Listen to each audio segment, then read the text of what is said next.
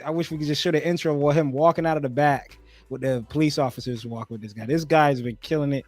He's been destroying the Gunpla game. The crazy growth. His photography's getting going crazy too.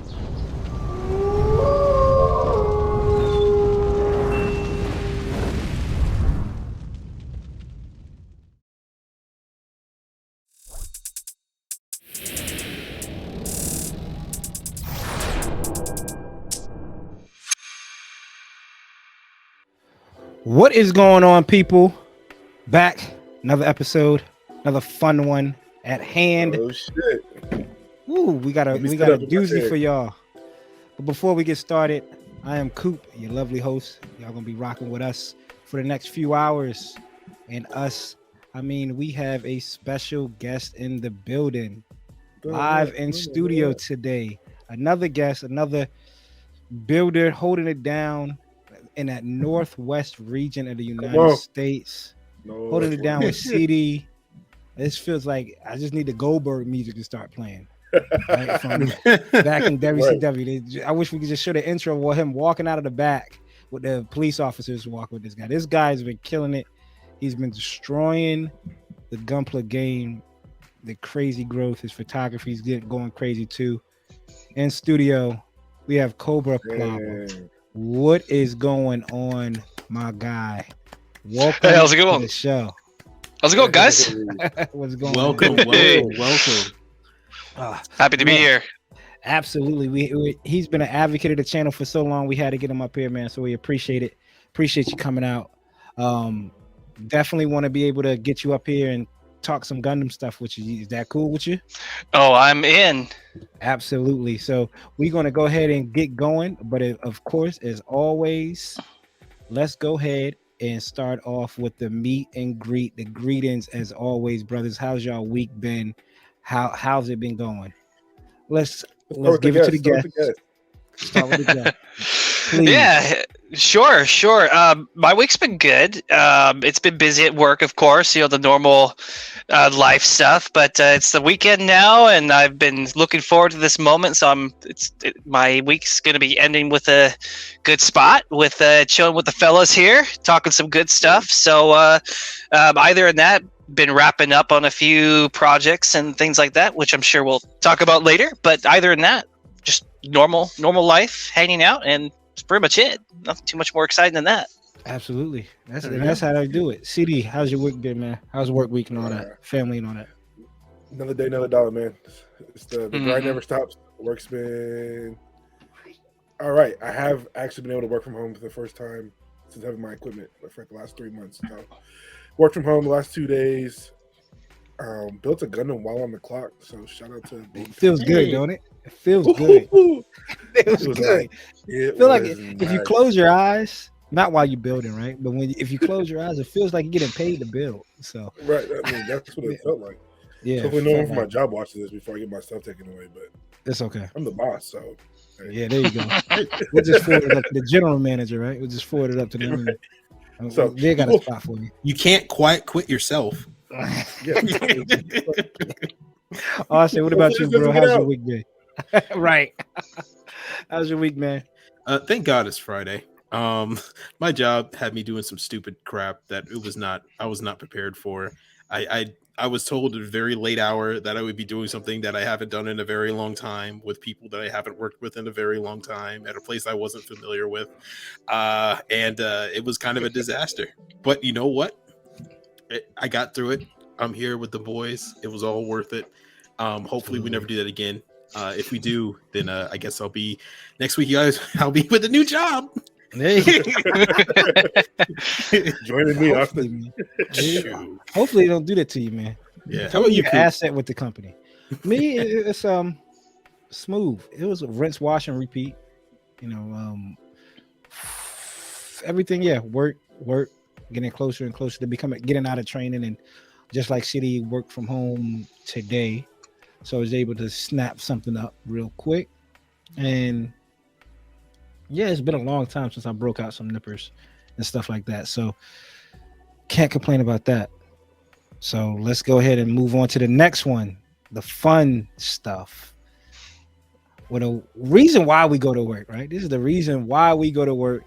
I mean, at this point, if I could just have it set up direct deposit 50 to either Hobbytown, if anybody out there, New Type, if anybody, any one of y'all sites, I could direct deposit 50. I'll say it's a sponsorship, but on the back end, it's really coming out of my check. Building and breaking down that backlog. You picked up anything yet, Cobra Play? What you got? Anything new for that crazy backlog back there, y'all? It's about to be a fight. About me. Yeah, put in the comments who voted. Vote. Whose backlog looked crazier? We go off of Old City. Don't think Genesis up there too. It looked like. Yeah, it's funny. I did pick up the Genesis a while ago. I was here in Austin raving about it and talking on it for a while, and I kept looking back and forth on it, and I'm just like, I'm on the fence, but I'm shopping at Gun Damn It, or AKA Show Z store, and they ended up having it for order. And back when I actually used to order a few third-party Transformer stuff. Mm-hmm. And I ended up having a few points with them left over. So I was like, you know what? Let's use some of those leftover points and pick up that Genesis. So saved myself close to $10. And it was like, I think I paid like under $60 shipped to get that thing in. Yeah, I went with just the standard version because after kind of learning about how underwhelming the deluxe was, I was just kind of like, you know what? I think I'm going to do just fine with the standard release. So like Austin, I don't know when I'm going to get to that because I opened that box myself and it just feels like a box full of confetti and runners. So yeah. And that's the same thing with the Judge too. So I'm just like, I don't know if I'm going to touch those for a little bit. As far as pickups go, I got a few. I recently placed an order on our favorite Bandai site, and I pre-ordered the Pixie and the Slave Wraith high grades just to have. Don't know if I'll keep those in my cart for a while, but you never know. If later down the line, like, oh man, I wish I ordered those things. It's funny. I actually canceled my order for the FF Zazabi in exchange for those two. I think that was more of a better trade. So, because you know what's coming down the line, brother. Yeah, yeah.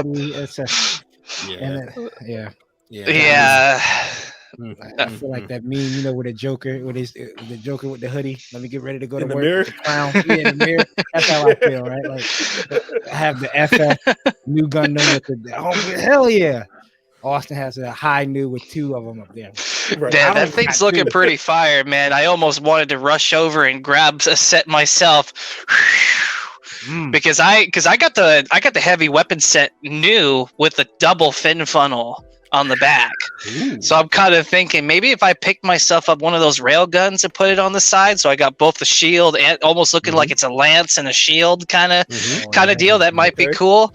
I don't know yet because I need to cool off for a little bit because Coop, to your surprise, I recently actually picked up a Robot Spirits figure. Oh, so that it was the FA78-1 version anime.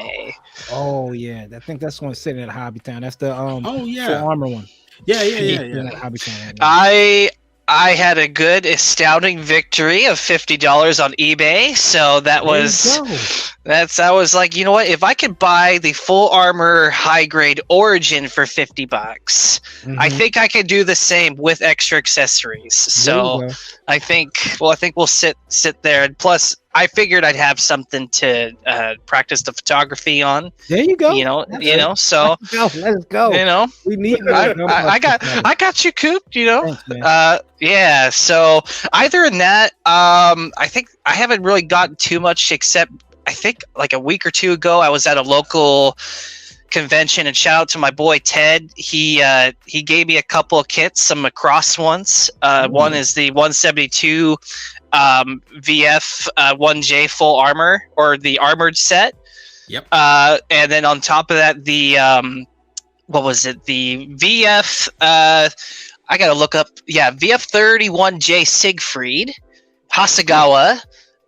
In 72, it's the Freya Weon color. So it's like a special movie color that actually comes with like a cool little patch too. Yeah. So he ended up giving those to me towards the event. So I'm definitely grateful to him on that. So they will be sitting in my stash for God knows how long. So, Yeah, shout out him. but that's pretty much it. So what about you guys? I think he know what to do to. I promise y'all, people, he did not know he was coming on the show when he got it. I mean, he got a robot spirit check for Coop's list. Right. Check for Austin and Steve. Hey. You got a P-band out order. Okay, I hear you, big dog.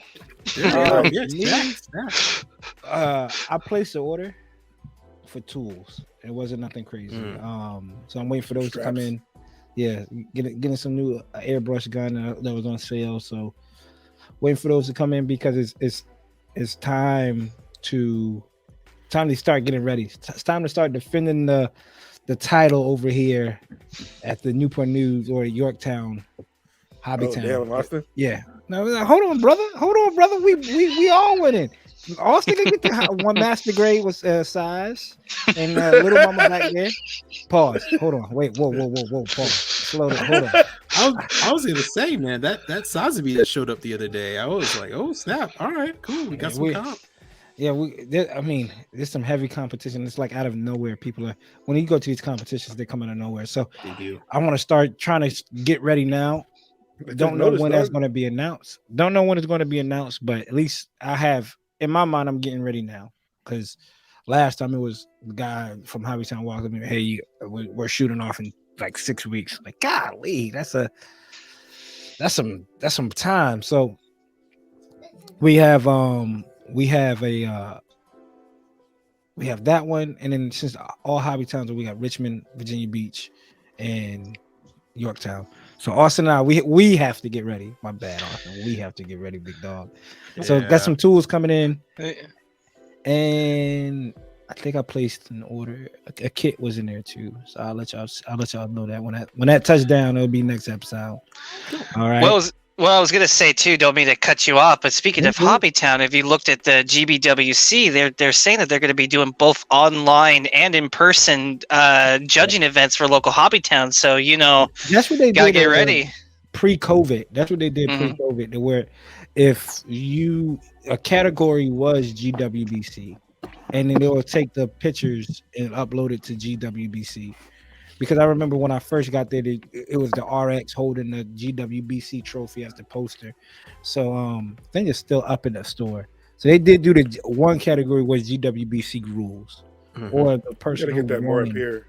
We have our one town that was like 2 hours away. I don't know from you, Cobra. It was 2 hours away from me almost. So yeah, it's like about like an hour or so. Yeah, you have to loop all the way around and get there. I feel sorry for you, man. I'm trying to pump them up. We need the Southern one. I mean, other than that, I have no pickups other than those, and then those will be introduced on Coop's Corner. There's a lovely host does that show too. Y'all should check that out at 5:30 on Thursdays. But Austin, what you got? You picked up anything? Me, actually, so I decided to lay low this week. I got all those books last week and got some read material and stuff like that. This is summertime, so there's a little bit of a lull when it comes to a lot of Gunpla releases. I'm still waiting for all the Witcher Mercury kits to be released that I want to buy. So I'm waiting for that, the color burn and a few of those. And I might pick up the Caliburn too. I haven't seen it yet. We gotta wait for those. So I'm chilling here. I'm waiting, and I decided, you know what? I'm just gonna lay low, save some money because God knows I need to. But besides that, yeah, everything's gonna be you and me both, Austin. You and me both, man. But yeah, how about you, CD? Also, I'm recovering still from Universal and all those other Gundam shops in California. So I didn't pick up anything. My pockets are still screaming at me. My bank account is also screaming at me, and my wife is also screaming at me because I'm screaming at my wallet. So, no kits, no books, no nothing for another couple weeks. But I got my eyes on some things, man. So we'll see. Cobra, I'm about to come to your house though.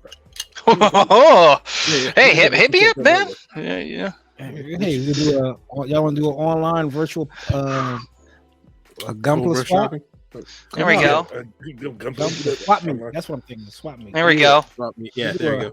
Everybody I got okay live and I can give you boys Yeah, a virtual okay. tour later. Yeah, Austin. All I see is monochrome boxes back there on Austin's wall. I mean, Monochrome boxes and plastic wrap manga. I mean, if it says Vercall, if it's P Bandai, I'm your man. Which one you want, buddy? Right. Bandai. I was gonna say you got that Gyogu cannon over there, you know. Maybe. Mhm. I'm definitely about to off-road pause on some kits back there. I definitely gotta get chill. Warehouse up here. Chill. I tell you this stuff in confidence that you won't go out and tell people. And yeah, you go. It's cool, man. It's cool. Next up, CD. You said you ain't really picked nothing up. Gotcha. Next up, what's cooking? What y'all been? Gotcha. I hear you, big dog. CD hasn't picked up anything at all. But what's been cooking, man? What have y'all got on the table? Mine be real quick. Oh, go ahead. Go ahead. I got one thing. This $30 high grade. I told you. Bandai's told you. Out. $30 for this. I don't know how much the gun tanks that 15? came out, like the early 15. 15. The gun tank came out. Yeah, the OG gun tank's 15. Origins like prototype was like 20, 23, 24. Yeah. This should have been the same price. Only cool thing about it is like the pistons on the actual guns. Yeah, that's the only big difference I've seen on. It works. On a big difference. It's even got that rocket pack too, you know. So. Hey, I'm not disagreeing with you. I'd love to pay $25 instead of $30. The runner's this big. It's like 4 parts in the runner for the rocket pack. It's cool. I'm glad they did it, but not for $30. I feel like we might have spent that money on the box because the box. Just get two. Just get two of them. The revival. Well, you're paying California prices though, so that could be a thing too. You know. No, it was actually cheaper. I mean, I got it cheaper. It would be cheaper. Did you? Okay. Yeah, so I got it for $23 after tax. But this is everywhere else I seen it was $30.99. $30.99. So. I said it too. I said, you know what? Even though it's the Origins, it looks like it hasn't done anything different or anything new. That's why I skipped it. I said I'll just buy another Granddaddy. Or like the fact that a fourth MG Granddaddy Austin. My goodness, man. The Granddaddy has more pieces. Chill out, Austin, please. Granddaddy has more pieces, and it's cheaper. This has as many pieces as the GM Guard. I feel like, and it's $5 more. Yeah. So. Look, if you're that disappointed with it, man, you could just send it my way. I'll take it. Oh, hey! Now, I was looking at my gun cannon early this morning, and I think the only thing that's disappointing about the revived ones that I wish the Origins is the frame. Like my thigh pops off. I took the piece off so I could show y'all, but this pops off right at the hip. Could just pop right off. Ball joint, right? Yeah, the ball joint. But is that the Origins ball joint, or is that? It's a ball joint. It's just a good old regular ball joint. Well, you see, I got the Revive as well, and I plan on putting together the new Origins gun can when I get a chance. So maybe what I need to do is get a side-by-side photo because there's a lot of stuff. Fire part though, closed fist. I will say that. That's dope. Yeah, that's great. We gotta have closed fists. No more Lego hands on Gundams. Mm-hmm. We don't do that. But the only thing to me, the hands just look kind of out of proportion. They look super small to me. So I don't know if I'm just being picky, but the hand looks a little. No, he's buff, man. That's what the gun cannon is. You know, he's thick. The shoulders are large, a beefy boy, and just got little baby hands. But see, that's the difference between the Revive and the new GTOs. He got swole. Right. Yeah, he does look a little. He's stocky. beefed up for sure. But other than that, man, I haven't put anything else together. I did start clipping out the Destiny Impulse because I do want to paint that, but this is getting painted first. So booth is actually back open. You gonna give it some real type colors on that there, CD? Come on. I got something coming for that. Don't worry. I do have something in the works for your real type Go ahead and plug it, Cobra. Go ahead and plug what you got. Oh yeah, because Cobra Plug got something going on, don't it? Yeah, so it's a group build that I decided to kind of just come up. It's for the next year's Model Mania show. It's good. It's called the Gundam Real Type group build. So essentially, it's basically just a group build inspired by the old classic Real Type stuff that we've seen from Bandai, and I wanted to find a way to kind of get military modelers involved and even aircraft builders. So it's like, hey, why don't we merge the two and make something that's kind of real world inspired, like military aircraft, maybe even a race car. Except if I see a candy red without a reference picture, I might be skeptical. So all jokes aside, though, yeah. So that's what's going on. Really, the deadline is like next February because I plan on, and you're going to be excited about this. CD is World of Gundam is coming back at the show, so we're gonna kick it in there. It's World of Gundam Return of Stomp, so we're gonna be kicking it. Try to hopefully maybe we can do something a little bit different, and maybe I don't have to bring like 50 plus kits from my stash next time around because that was a lot of work. But yeah, go ahead and join it.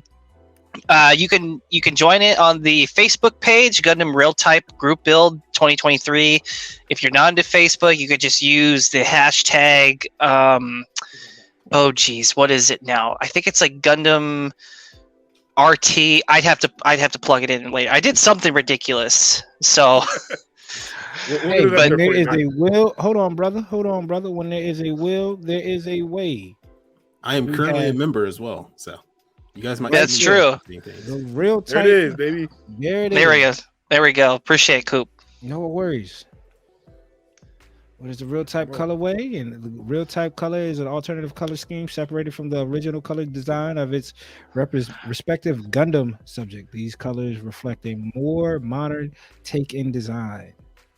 The goal of this group build is to take any Gundam subject and give it a real-world touch, whether you're inspired by aircraft, armor, and warship or from our world. This can range from modern to even past military subjects. The same is for real official Bandai color scheme. So make sure, and he made a Facebook group for the Facebook people out there. Gundam Real Type group build. So look that up on Facebook and join that. I promise there's definitely more than 19. That's a really old post. So, yeah. So, yeah. Dope, that's dope. And that was the other thing I forgot to mention is that if you don't feel like doing military, but you like the Real Type colors that came out officially, just like how on the cover there, or like even the official releases, you definitely go for that too. So it's kind of all open. So, you like that RX right there in the front, the Dom, that was actually the, I think it was the first or second movie poster back when they did the compilation movies. So really? Back in the day, yeah. So they had that as a poster and they did a different colorway for the RX. So, and they just ended up dubbing it the Real Type color out of 2 or 3 different colors. That was like one of them. That's dope. That's new knowledge. It's exciting because I actually finally finished. I guess this could go into my what's cooking. I finally finished manga book 1 hardcover of Gundam Origins. Like I haven't had it for like 4 years already. But I'm on book 2 now. I read it the other day at work. And I was like, oh god. It went from if y'all want to know, book 1 went from the very beginning. So it goes, I think it was when Amuro gets the Zaku's come in, Char infiltrates. So it's episode 1. Mm-hmm. And the last chapter is the atmosphere fight between Char and Amuro, which I think it was the only thing different. I don't know if the Gundam landed on his ship in the show. I think he was floating beside it when it was entering Earth. Well, in the original show, he fought too deep into Earth's atmosphere, where he was actually in re-entry. Yeah, and he then ended up finding out that it's actually got its own re-entry protocol. That's what happened in the manga. He got distracted fighting Char, couldn't make it. They wound up bringing in another ship in. The white base brought in another ship because they were like, we got to save this ship. I'm sorry, Amuro, we ain't got no space for you. It was too far gone anyway. Now, Right, I really can't deal with this kid anymore. now do you I'll find a way. Now, do you remember was Char piloting a high mobility type in the manga? The only reason why I ask is because in the Dolan's Island movie, I don't know if you guys have seen that yet. Amuro has like basically a nightmare flashback of him and Char, and he's piloting a high mobility Zaku too, and not his standard. It's a big inconsistency because in the original, Char never had a high mobility. Matter of fact, the No. high mobility Zaku wasn't even like created until like a couple months after. Origin loves doing a bunch of retcons, you know. Yeah. Well, So yeah, but what you call it with high mobility, if you want to add that into canon, Black Tri-Stars, which was technically before the Amuro and Char fight. So well, I are we mean, still getting Origins that? of itself. High grade too? Ooh. Yeah, we getting that soon. We should be getting that high mobility Char Zaku. Yeah, hopefully not P Bandai though. Oh, you know it's P-Bandai. You know, it's P Bandai. Yeah, true. Very true. We get an expanded issue. Welcome to the military. Here's this. Right. Mobile suits for Doan's Island when it comes to standard releases. But I've read high mobility mobile. Yeah, you damn right. That's going to be a people. Well, yeah, you know, they'll just throw us another GM Slayer incident and call it a day, right? So Yeah. Moroccan front GM. See, I never ordered that, so I only got the Slager. I only got the Slager, but the moment I saw the regular GM, I was like, I'm ready. Just take all my money, please. Damn. Because I got. All right, cool. Back to you. What was you working on? Oh yeah. I was working on outside of the manga. I cracked open the C pack today, man. Pulled a CD and built the kit from home. I was in between calls at work, training. It was like, go ahead, take a call. I was with someone. I was like, you know what?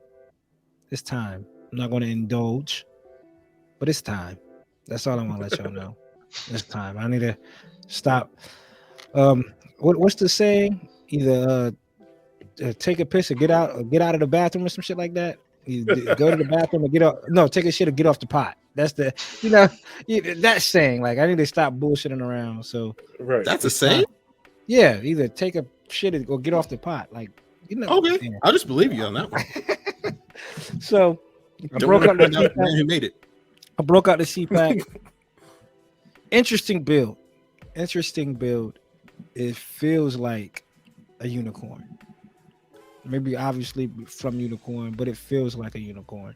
Having like the psycho frame and putting the psycho frame pieces together, I'm like, this feels like I'm building the high grade unicorn. But for the toy photography side, this gun cannon has been on my head. I'm trying to think about how I could take this shot. I need to go to I was at Dollar Tree today. What I want to do, I apologize about the messed up gun cannon now. All the pieces fell off. That's a revive kit for you. It was just everything was just up here. By the time I placed it down, the leg and arm came off. So I need to go to Dollar Tree and see if one of those army men with the parachute and grab the parachute off the army man and see if I can get into perspective with this and make it look like it's dropping from the sky. So that's been on my mind. That'd be a dope shot if I could pull it off. So that's it. More toy photography coming from Coop, y'all. Yes, and he's been beating us over the head with it and killing us, man. Nah, making me embarrassed, dog. What it is I got tired. No offense to like Austin and everybody else, but it's like representation for kids. Like we talk about articulation, and then we get these kits and throw them in a light box. And besides Austin, it's like that's all I see. So gotta give the toy photography some love. I hear you. Gotcha. All right, what you got, CD? Me? I went my gun tech guy. Get spill it. Did I go? Cobra. No, I didn't. Cobra. Yeah, what's cooking? Well, I just got done wrapping up one of my big projects. Did some photography on that this week So I've been kind of slowly posting some stuff on that. So and that's the for anyone that doesn't know, it's the MG ZGOC in unicorn version. So I ended up getting that done. Finally relieved to do that. And there it is right there. So that's just the some of the sample images. This will be on a diorama base. So I definitely have that. That's done. That's also done. So that should be coming out in the later future here. I'm trying to keep up. I'm trying to stay in schedule because this is actually a buddy build that I'm doing with another fellow builder, propaganda channel known as the name of Rick Lawler. He's an armor builder, and that's what he mostly specializes in. But he was very interested in checking this stuff out with me, so we were both building the MGZ GOC together. So he and I were applying our own knowledge and how we would do things. Is really killer stuff, especially so that's nice. So if you want to know how he does that, he has a YouTube channel. So he definitely goes through some of the process of how he's been putting this together. So that's Rick Lawler Propaganda. So I definitely check him out on his stuff. So but yeah, either in that for any of my followers, you probably know is I was working on an entry grade new Gundam that was still in the works. It's kind of shelved at the moment, of course, because we got the ZGOC going. Well, the scribing and everything's done. There's primer and stuff on it. It was kind of just tossed to the side, just logistic reasons. That's also another kind of group project I'm doing right now. I got two other guys that we're basically doing the new Gundam with, mostly just playing around with the photo etch on the kit. So that's the MadWorks photo etch set that's for the entry grade new. That's and cool. When I was putting that stuff on there, I was like, man, this thing needs more. So I'm like, am I an insane madman for wanting to do the very thing I did not want to do? Yep. So we start trying getting in on that scribing. So yeah, some of it's been primed. I'm kind of slightly undecided on the color still, but that's in the works. But as far as snapping plastic, because it's been like maybe 6 weeks since I've started snapping plastic, is the newly released Zeta Verka that just came out. Mm-hmm. So I'm definitely checking that out. So I'm really excited. I'm really liking how it's looking so far. I got the chest and head unit with the part of the backpack started, so that thing's looking really slick. So if you haven't checked it out yet, I definitely recommend it. I really like the proportions on that thing. It's nice. Austin, that's you, right? That's your lane, man. Master grade, transform. Hey, question. You built the 2.0 before, haven't you? I have not. It's actually sitting. It's actually sitting poorly in the stash. But I've done some research on the 2. There is definitely it's a completely whole new kit, the Verka Zeta. So new proportions, new parts. Gosh, the engineering just feels solid. Like the plastic feels nice. Even like the black plastic, you would think that stuff gets like marked up and nubbed up really easy. Actually, not. It kind of has that more vinyl-y kind of like soft, nice kind of plastic feel to it when you're cutting it up. Because that's the last thing I did. Yeah, so it kind of feels like butter. It's a lot more slimmer. I know people have complained about the fact it does not have enough details, but hey, that's where scribing and resin kits come in. I think Kotoki hit it out of the park, and as far as what the objective was, and it so far it looks great. Hey man, I'm still I think I'm on the fence, but I want to buy both, honestly. At one point in time, you were like a no. So the fact that you're on the fence, I'm on the fence. It's coming. Yeah. It's on its way, people. Well, we'll see what happens. I don't know if this is allowed, but one of my shops I'm plugged with. I won't say what, but I don't know if the sale's still going on. But it was basically a promotion where if you get that, you can also get some MadWorks, tool goodies along with it. So, I definitely check that out. So we'll talk after the show. We'll talk. That way they won't know, and certain sponsors won't hear what's going on. That's what's up, man. A lot of dope stuff, man. Yeah, the fact I'm looking at this entry grade that's looking like a real grade is crazy. Right. I'm looking at it. I'm gonna pull it up again for y'all people. for the people on YouTube, for the people on Spotify, find your way to your phone and check out this Instagram, because this is looking like a real grade. And so photo etching, I haven't dialed into that yet. I have ordered it for the Sinaju Stein high grade. Mm-hmm. I don't want to sound crazy for asking, because like when you ordered it, but how does it work? Is it super glued down? Yeah, so you definitely got to super glue the parts down. There's a few different processes people do with it. One of the other big things is you need metal primer on the kit. I will not, photo etch will not take regular lacquer primer because that stuff will scratch off. So you need a primer that's meant for metal on there first before you can apply your lacquer. So yeah, normally in this this new Gundam here is like the first time I've worked on photo etch in this caliber.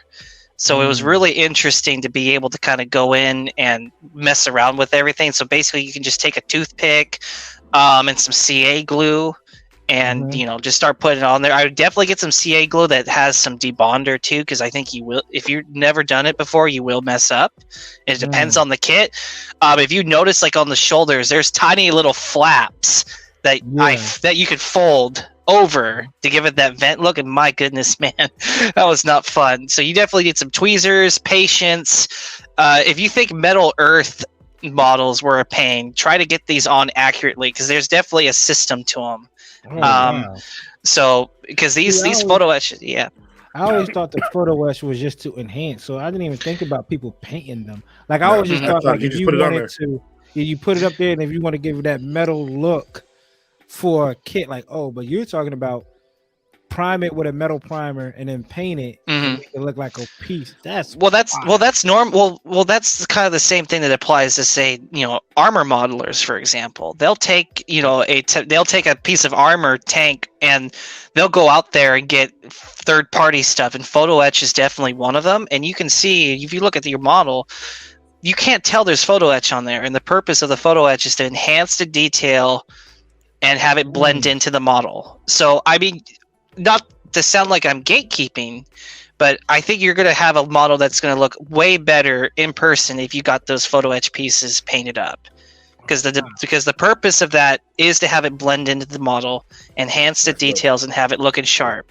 Yeah, you can always tell a tank that someone has made that has those metal pretty much garter rails where they can put the drums, the oil cans, and stuff like that in the miniature format. If it's metal, not only can you get a little bit better depot, but you have an easier time denting them and making them look even a little bit weathered, as well as the cannon barrels. You can actually just get a metal rod as a cannon barrel and put that in there, and they sell as third party. You can paint that up. Well, even aircraft guys use them too. They use them for like cockpits and stuff like that too, because as much as modern day plastic technology is a godsend, there's only so much plastic can do, and that's where photo etch comes in. So, I mean, you just opened my mind to something completely new just now, because I'm looking at the pictures of the photo etch and I'm like, oh, okay, that makes that kit looking more enhanced, make it look more metal. Like it's a metal build. That metal shit right there. Like I was I'm looking like, don't you just paint the whole kit and then put paint the kit up there. I'm like, yo, he talking about he primed it. I'm like, yo, he got he primed it. He got the pieces right up there. Well, yeah, there's a couple ways. So like for me, for the new Gundam, I did, because I'd never really done photo etch before and I didn't really trust myself, so I did go ahead and glued all the photo etch, as you saw in the picture, onto the kit first, because I have shaky hands and I'm like, I don't think I can trust myself having the glue on there, messing all over the place, screwing up my paint job and stuff. If you're kind of looking at that, I'll have to shoot something with you later after the program, but I know MadWorks has like a little bit of a series where they got a guy working on the entry grade new and the photo etch and stuff, and it's got like different processes of how you can enhance your kit by just using photo etch. So definitely something worth looking into. Bet. That's what's up, man. Make sure y'all following Cobra Play on Instagram and going through his process, because he's giving y'all the game, and y'all just heard him. He just gave us game, and the fact that he said he never dabbled with photo etch before is crazy. Wow, it's wild. And I'm looking at photo etch like, oh, again, that makes the barrel of the gun look shiny. Hell yeah! Exactly. I know I got to do a gloss coat on this kit. This shit can't look weathered. Yeah. But no, other than that, that's what's up, man. That is what's up. Well, let's go Austin. ahead. Austin, Austin, what you been? should Oh, work I'm on about to go. something My bad, Austin. My Ooh. So just real quick, I forgot. It's a frame arms girl. I forgot what name, but the site that I was building, I finished. It's painted. It's good to go. That's silver paint, gray paint. Only thing left is the finer, smaller details. Yeah, and she's looking good. And I think some decals you could see on her like underskirt here and there like that. But yeah, everything went on pretty well. Looks pretty good. I'll take pictures of that later. And with that, we're good. She's got a lot. She's got a lot of dimension to her for sure. Oh yeah, she's got a lot of value.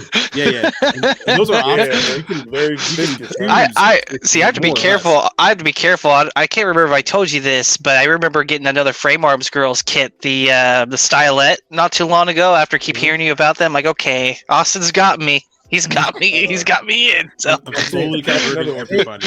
They better release I think a different version of the Wonder Woman one. They would release that like Wonder Woman. Oh, is there a different one coming out? I think it's coming out with a different color, the traditional colorway, the Mm. red and like the real blue and the real red into it, not the movie version. Okay. I was like, man, oh man, that'd be cool. I need to grab that Wonder Woman one. That was the one I told myself that my first one. I was like, I gotta get a girl kit because of the Wonder Woman one. And the Dark Magician girl one look good too. I have one on pre-order with USA Gundam, so I probably won't see it for another couple months. But it's supposed to be released, I think, tomorrow. But whatever. But yeah, I'm about to gonna hop on after this is over. Probably go back on the line to look at that, see if that's there too. He's up in. I want to try to. These girl kits got me going again, man. These girl kits got me going. I'm really working on like 4. Oh, man, I mean, making a harem over there. Yeah, I mean, who needs a real life girlfriend when I have many? That's your fingertips, Austin. Literally. Yeah, literally. Yeah. I'm gonna share this one. I think this is it. This one right here. I could be wrong. December 2023. So this is the one. This one looks fine. Oh, okay. Yeah. This That looks like a classic version. It looks like the same kit, except the colors are a lot more vibrant. Yeah, Kotobukiya does that. They will release the same kit just in different alternate colors, like 3 or 4 times, but they'll make you buy or pre-order them off of Kotobukiya to send them. It's like their version of P Bandai. That looks crazy. It does look good. It's a nice pose too. You're gonna have to paint that silver and that gold. I'm telling you right now, it's not coming out the box looking like that. Mm-hmm. That's fine. That's fine. Even if it don't come, it's not gonna come out the box looking like the HG Phoenix. The Phoenix. Yeah, it's not coming. If it comes out a little glossy, I'll keep it that way. You're not getting the hair like that either. Yeah, you're not getting the hair like that either. That's shading on there. Yeah, but it's like what is it? Shading and light.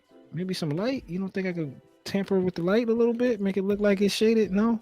You might. You know what? We should do a thing where we build it and then we take photos of it. Like I build the original version, you build this new version, and you take photos of them. Or how about this? I'll just give you some money, you just give me the original version. And then I'll take photos of it.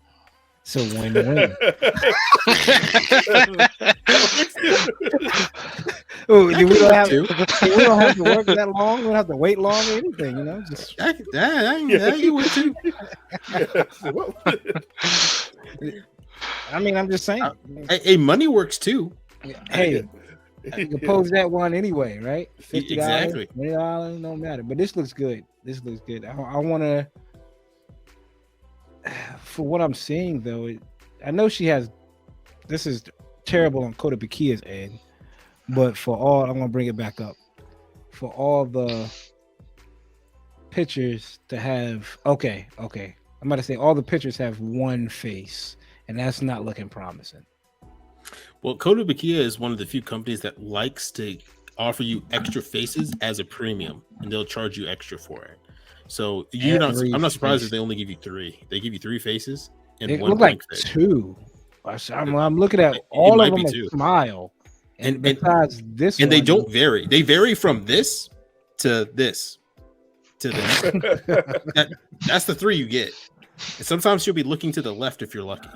Awesome. Yeah. So I mean, good luck with the amount of pictures you'll take with that. Like, is she angrily looking to the left or looking straight ahead? Well, you could do some editing magic and just flip the photo, give her another eye angle, or do something with that. There's always some editing magic. Gotta do something. Photoshop taking money out of my bank account for free every goddamn month. So I gotta do something. Yeah.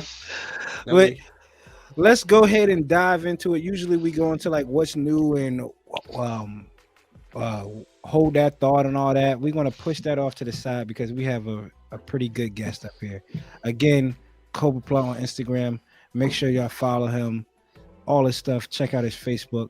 But brother, you have the floor, man. We're gonna kind of shoot some questions off to you. You know the standard questions that you get on any type of other podcast when it's what got you in the game, what keeps you in your favorite kits and stuff like that. So, brother, take the floor. What got you into the game? What made you say, you know what? This is for me, and I want to rock with it, because like all of us, it's all been a journey. I went from comics to Funkos to Marvel Legends to kits to toy photography. Here I am. So what got you into the game? Yeah, sure. So if I have to rewind the clocks back for a long cycle, I think the very first thing that got me into mecha period would be Macross, actually. And not just Macross, but the Robotech Macross saga, thanks to a VHS found at a Goodwill when I was like 10 years old. So, I was really into mecha, and then I got into Transformers. At that time, Armada came around, so I was hopping between the two. I was playing that Robotech Battle Cry on the PlayStation 2, rocking that, loving that. And then later, I'm into mecha. I'm with my mom in the grocery store, and I see this game in the case called Mobile Suit Gundam Federation versus Zeon in the case, in the back wall glass of a Fred Meyer. And I'm looking at this game like, I don't know what the heck it is. I'm looking at it. I see laser swords. I see robots. Mom, I got to get this game. And to the point where I badgered her, she let me take it home, and I was playing it since. So if for everyone that's not familiar, Federation versus Zeon was like the old school kind of arcade Gundam game, similar to the Maxi Boost and all this stuff, but a lot more toned down. Yeah, 2D, wasn't it? It was a 2D game. Well, yeah. Well, it was a 3D. It was a 3D game, and it had a 4v4 function. It was basically a port from a Japanese arcade game that they ended up getting over here to the States. So, I was playing a lot of that. But the cool thing is they had like their own campaign too that you were. I don't want to say it's an RPG. It's not really an RPG, but you're just like a random character pilot playing either Federation or Zeon. You could choose either or, and you're playing different missions throughout towards the end of the 1 year war. And in some of those missions, you actually interact with the main events of the White Base crew and Char and stuff. So over time, I even ran into G Gundam and all this stuff. And was that game, real quick, was that off of the Encounter? I played Encounters of Space, but I don't know if you know that one. I know that one. I haven't played it, and I think Encounters in Space either came within that time. It came within that time. I don't know if it was before or after, but it was around that time when they were pumping out Gundam games like Zeonic Front. I played that. Boy, testing the patience in that game for sure. Dude, that game was hard as hell, man. But we got our best Gundam there. It's a freaking Mudrock Gundam, though. So that's what we got. So, yeah, man. I'm pulling my hair out already. Good Lord. Like if you want real world Gundam, just play that game. You're gonna learn real quick. You found out real quick. Because there was like a mission where like you're in the forest with like the Black Tri-Stars, and you got the White Base crew chasing you, and if you run into the Gundam, boom, one shot beam rifle, it's over. Your crew's done. But I guess go back to the Gunpla side of it. I was getting into that game, and I was seeing that I wanted stuff, because at the time I was like getting Transformers and stuff as like a kid, so I wanted like figurine stuff. So my parents at the time, not really knowing what the heck they were getting me, my first thing Gundam as a model kit was the Master Grade Ground Gundam. And so with me and a parent helping me with with nail clippers and not really knowing what we're doing because it's Japanese text on the booklet. We got that thing together. Sadly, sadly, it's no longer with me. But I will say I do have a reprinted copy of the kit because I want to kick little boy version of me in the pants, and you know, and the other one was the full burner RX, which I didn't build and ended up getting put in the trash, but still the same story. I got a reprint of that, built it. Didn't like it a whole lot, so I bought the RG. So I'm going to wait to try to build that. You know, and I was building some of that stuff. So now we're moving fast forward to like, I think 2013, 2014.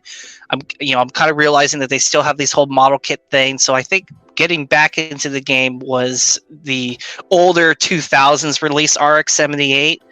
Not before the revive and before the 30th anniversary. So I built that. And if we want to fast forward a little bit, again, Build Fighters came around. And I will admit, I was like, you know what? Because over time, I was watching some Gundam series, like when 00 came out. That was one that I kind of caught up with back when. Don't ask me 00 trivia, because I'm going to tell you right now, I don't remember hardly any of it, because that was way back when.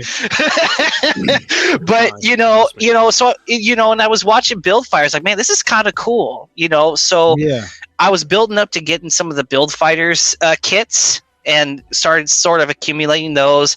I got a replacement for my RX-78, and just from there, it kind of skyrocketed to where I'm at right now. So, and of course, we hit towards, later in the game when, of course, our favorite time of the few years had hit.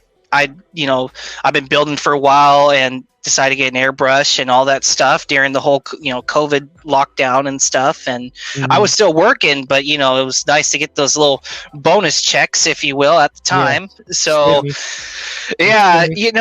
so, I mean, I could go on forever, but just the short rundown of it is, since that time up until now, that's when I actually started airbrushing my kits, because before I was, just the average Joe, grab the kit, put it together, give it a gloss coat, and I was using some Tamiya weathering powders to try to mimic, pre-shading and stuff like that. I'm like, like, how do I get myself to kind of mimic this? So I was playing with that for a while. And like I said, I could do a whole story in a day kind of deal, but for the sake of time, that's sort of the rundown of what got me into it so far.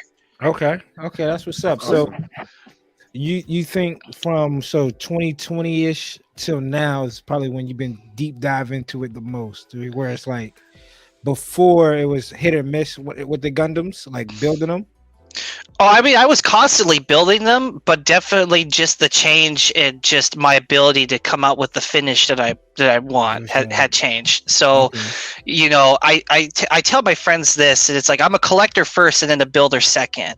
So, because I to tell you, if Robot Spirits didn't cost stinking $50+ a pop, I'd probably be having a lot more of those, sitting and also true. And if the Gundam Universe stuff wasn't so ungodly disproportionate, I'd probably have some of those two sitting. Bandai knows what they're doing. Yeah, so it just came out of love, because I'm sort of a UC till I die kind of guy, and I love. I mean, I enjoyed watching G Gundam, and there's a few others like IBO was fine, but just there's something about Universal Century from the starting point up to where it was, where it's still at now. I was really fascinated by I think it just all came back to that time when I was a little kid when I played that game, Federation versus Zeon. It was that was my Gundam Wing. I didn't grow up with Gundam Wing. So. Federation versus Zeon, and like maybe a little bit of the whole, G Gundam was my Wing Gundam hit, essentially, compared to everybody else. So I didn't get that high, other than all the UC stuff. And what a high it was, buddy. I'm still chasing. Very lucky. Still chasing. That's cool shit right there. I mean, man, I'm still chasing. As I turned it off earlier, saying, you know what?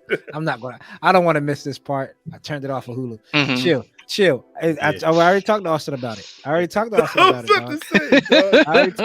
have to have something in the background while I'm doing work. And it will be good to win. I gotta focus. I literally laid it out for him. I said he finished 2 series, and it's just gonna watch something you already watched. We're gonna get to Cyberpunk. Yeah. Just have the original mobile suit in the background. It's way better. Trust me. I need to finish it. I need to finish it all the way through. Because are you a Oh, dub God. or dubbed or sub? That's kind of a funny thing. Like modern anime, I'm more of a sub than a dub, but definitely like say the original Mobile Suit Gundam, all the way up to say Char's Counterattack and maybe Unicorn. That's kind of like a fine thin line. I'm definitely dub. There you go. You know, I feel like the quality in dub has definitely changed over time, but it could, again, that could just be another nostalgic hit. Yeah. I like both of them. I have mad respects. Actually, funny enough, when I was at the recent local convention, I think 2 weekends ago, I got to meet the voice actor of Amuro Ray English. Oh yeah, I No. saw that. Yeah. That's dope. Yeah. That's Yeah, so I got to meet him. I got the autograph in there, and he even drew me a little Haro on the corner and stuff because he really enjoyed playing Amuro. And I talked to him and I said, I was really disappointed to find out that you and some of the original cast, obviously we knew what happened to the voice actor Char, rest in peace for him. But the fact that at least the majority of them were not in the Doan's Island dub. So is he the voice actor for Catra too? Because I know they're He's Catra. Yeah, he's Catra, and he's also Setsuna. Yep, he's Seiya. Yep. Setsuna F. Say, I am Gundam. It is Yeah. so hard to find Gundam voice actors dub at conventions, man. Well, I mean, met. Johnny Young Bosch. When I met him, Mhm. he didn't even have a picture of a Gundam up there, even though, granted, he did Orga, Iska, and IBL, and then he did Daryl and Thunderbolts. It was didn't even have it on his list of the voices he had done. And I'm like, man, oh man, he was shocked. Like I tell the story all the time, he was shocked when I gave him the book to sign. Right, I was like, hey, can you sign the book? He was like, oh, Gundam Thunderbolts. He was like, well, he asked me, are they making any more of these? Shit, man, you tell me. I have no clue. Yeah. Apparently not, from what you acted like. Right. Yeah. Damn, ain't no more movies coming out, I guess. We ain't Nope.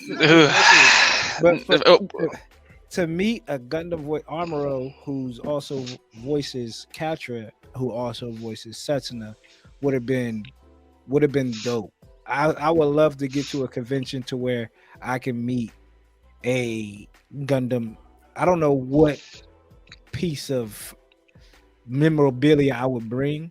I would probably get a new Origins book, Origins #1 book for him to sign, and probably get him to sign whatever cover of, I think book 3 has the cover of Catra on it, of Glory to the Losers. Or shit, get Origins RX. Well, he's not in Origins. He didn't do did he do the Origins? He did, yeah. He did Origin. He didn't do the Doan's Island film, which was a big disappointment because it was kind of an inconsistency. He was in some of the original cast was in Gundam the Origin, but for whatever reason, he did not get the call or even the option to come into Doan's Island because it was funny because him and I were talking about it. I told him, man, I was really disappointed at the moment I heard the dub that you were not in it. Was really sad, and I immediately turned that dub off and turned it back to sub. So, and he was even like, oh, were the original Japanese cast in there too? I'm like, yeah, they were. It's like, man, I wish I would have gotten that call. I'm like, I wish you did too, because it would have been great.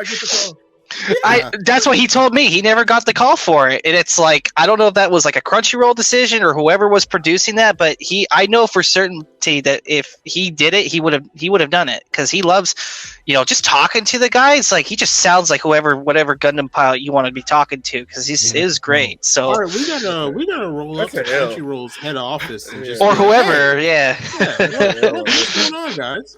Yeah. What other did he have a picture of any other animes he's worked on before? Well, the biggest thing that they were pushing at the convention was Death Note because the voice actor for L was there, and they had him sitting next to him. So definitely Death Note. He also did Black Lagoon as well. So if you've watched Black Lagoon, he's one of the main characters. He was the dude in the white shirt that gets the main character with the white shirt gets tagged along with Revy. Yeah, so he's Rock. Yeah, so he's that main character.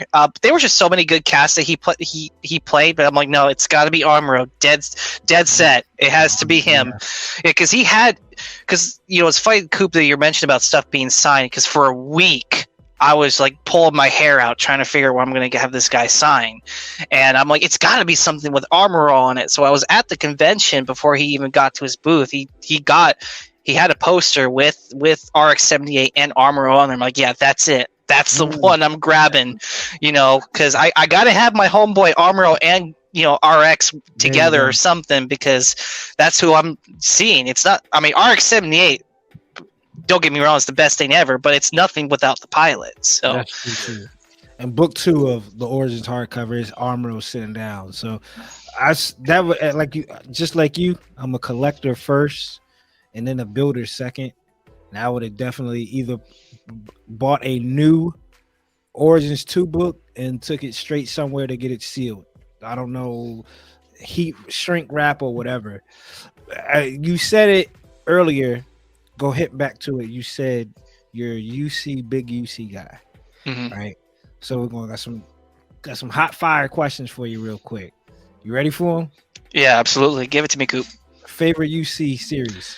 0079, baby, right there. Favorite UC suit? Favorite UC suit. If I had to only pick one, RX-78, right there. No doubt about it. Either that. If I had to go second, RX-93 New Gundam. If we're doing that. If I had to pick a top 5, which I know that's not the question, but that's hard. That's hard, because that's the thing that I love about UC. All the way from 1 Year War to Zeta is so many designs, ugly or beautiful, whatever you put the label on. The variety of stuff that got pumped out, and obviously it was a marketing thing for starters. But the fact that they did all of that is great. So if I had to have a top 5, and I did say 0079, so I'll stick to 0079 just for the sake of this. Obviously RX-78, Gelgoog is another one. Okay. The Gelgoog is hot fire there. Definitely the Goof. Definitely like the good old Goof. No Zaku, boy, no Zaku.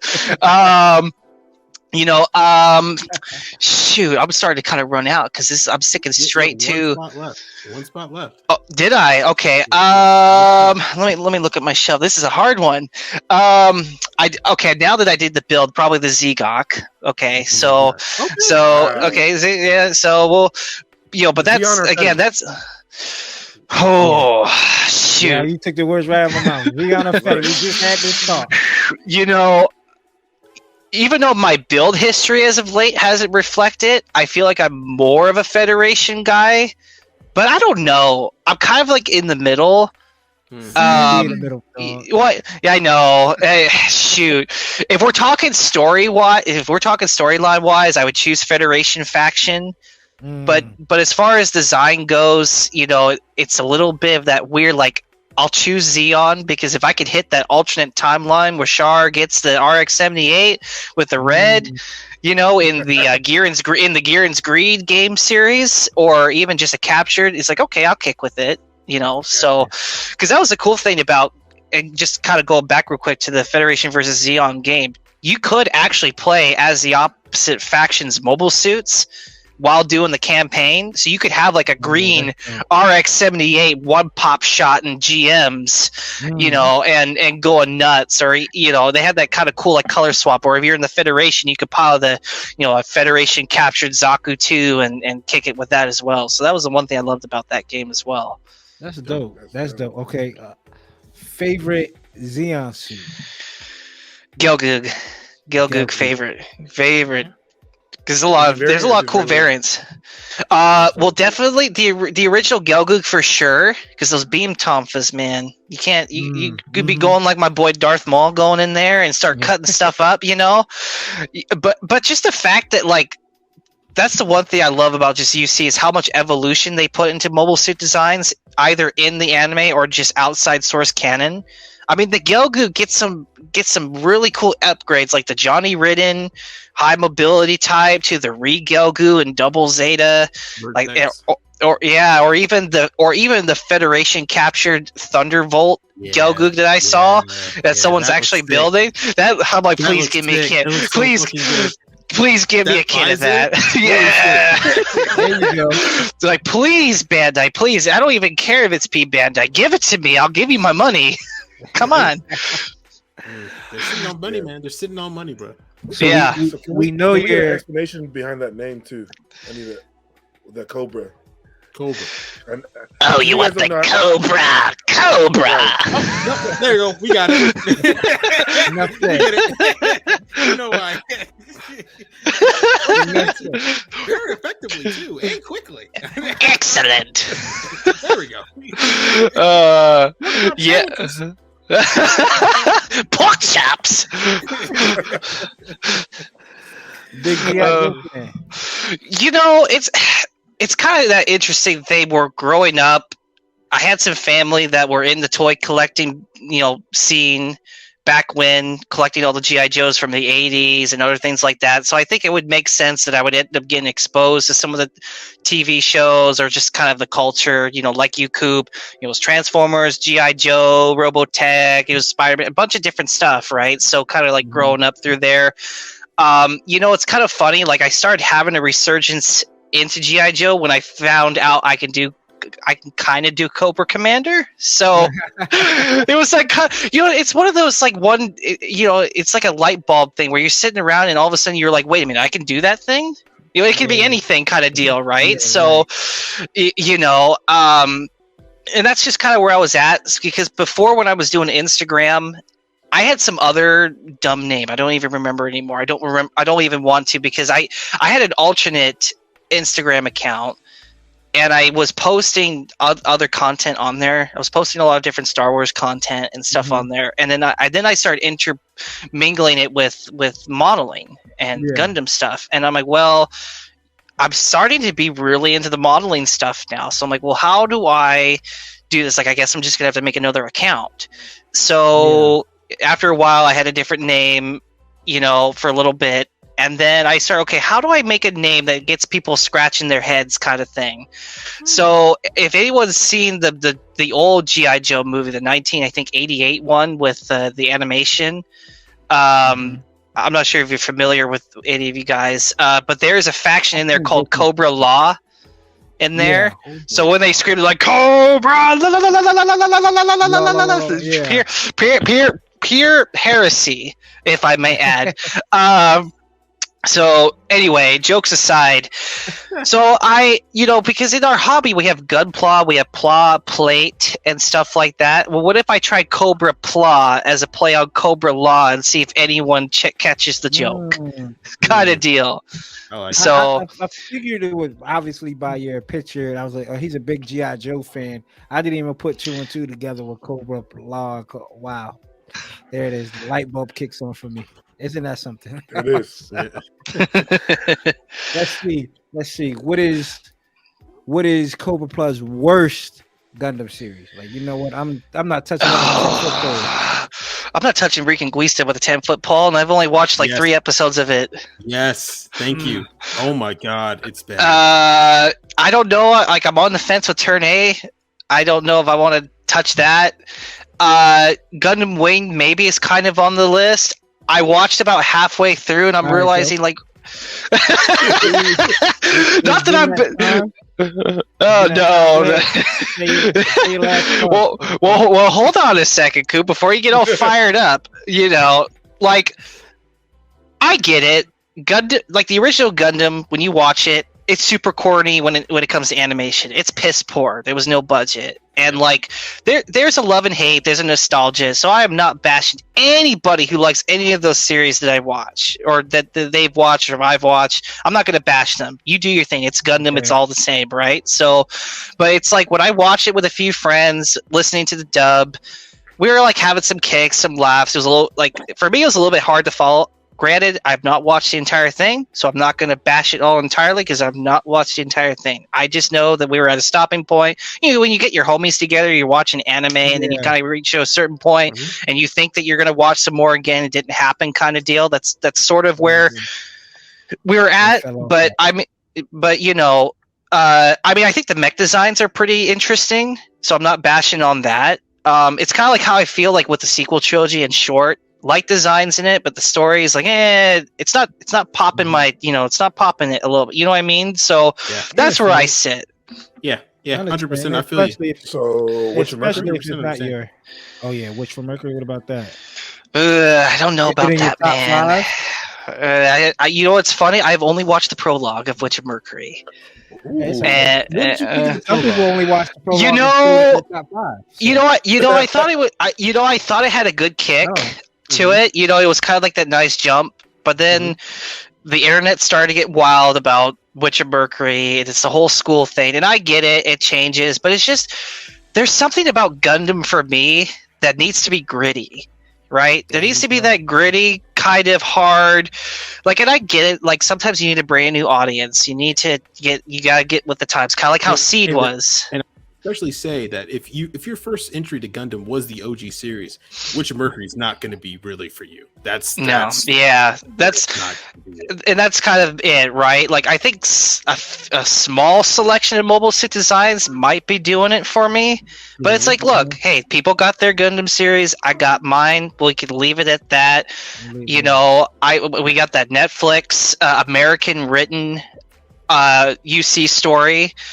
Yeah, I'm kind of like, because of Netflix's track record, we'll see. But, I'm definitely not looking forward to that One Piece, though. But that's a different side note, But, yeah, I think Riken Guisa won't touch.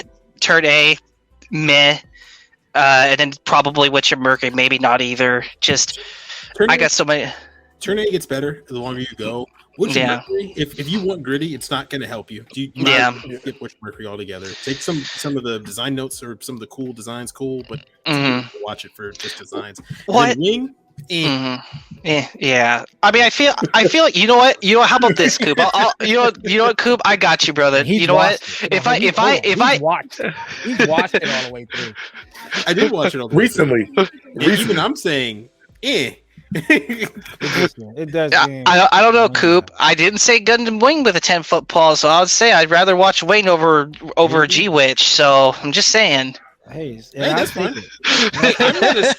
I'm not a stand for the shows. I don't work for Bandai. I don't give a damn. I really don't give a damn. Everyone seems like Hey, don't worry, Austin. That wasn't even for you. That was for me, so Coop doesn't blaze me later towards the end of the show, I gotta keep coming regardless. You already that's true. He's gonna poke at you for the next 30 years. Hey man, as long as we're still kicking it in the DMs, that's all fine by me, you know what I mean? So here we go. We're gonna bring it back around to some Gunpla. Favorite line. SD, MG, RG, HG, PG. What's your favorite line? You had to got one line to live. Which would it be?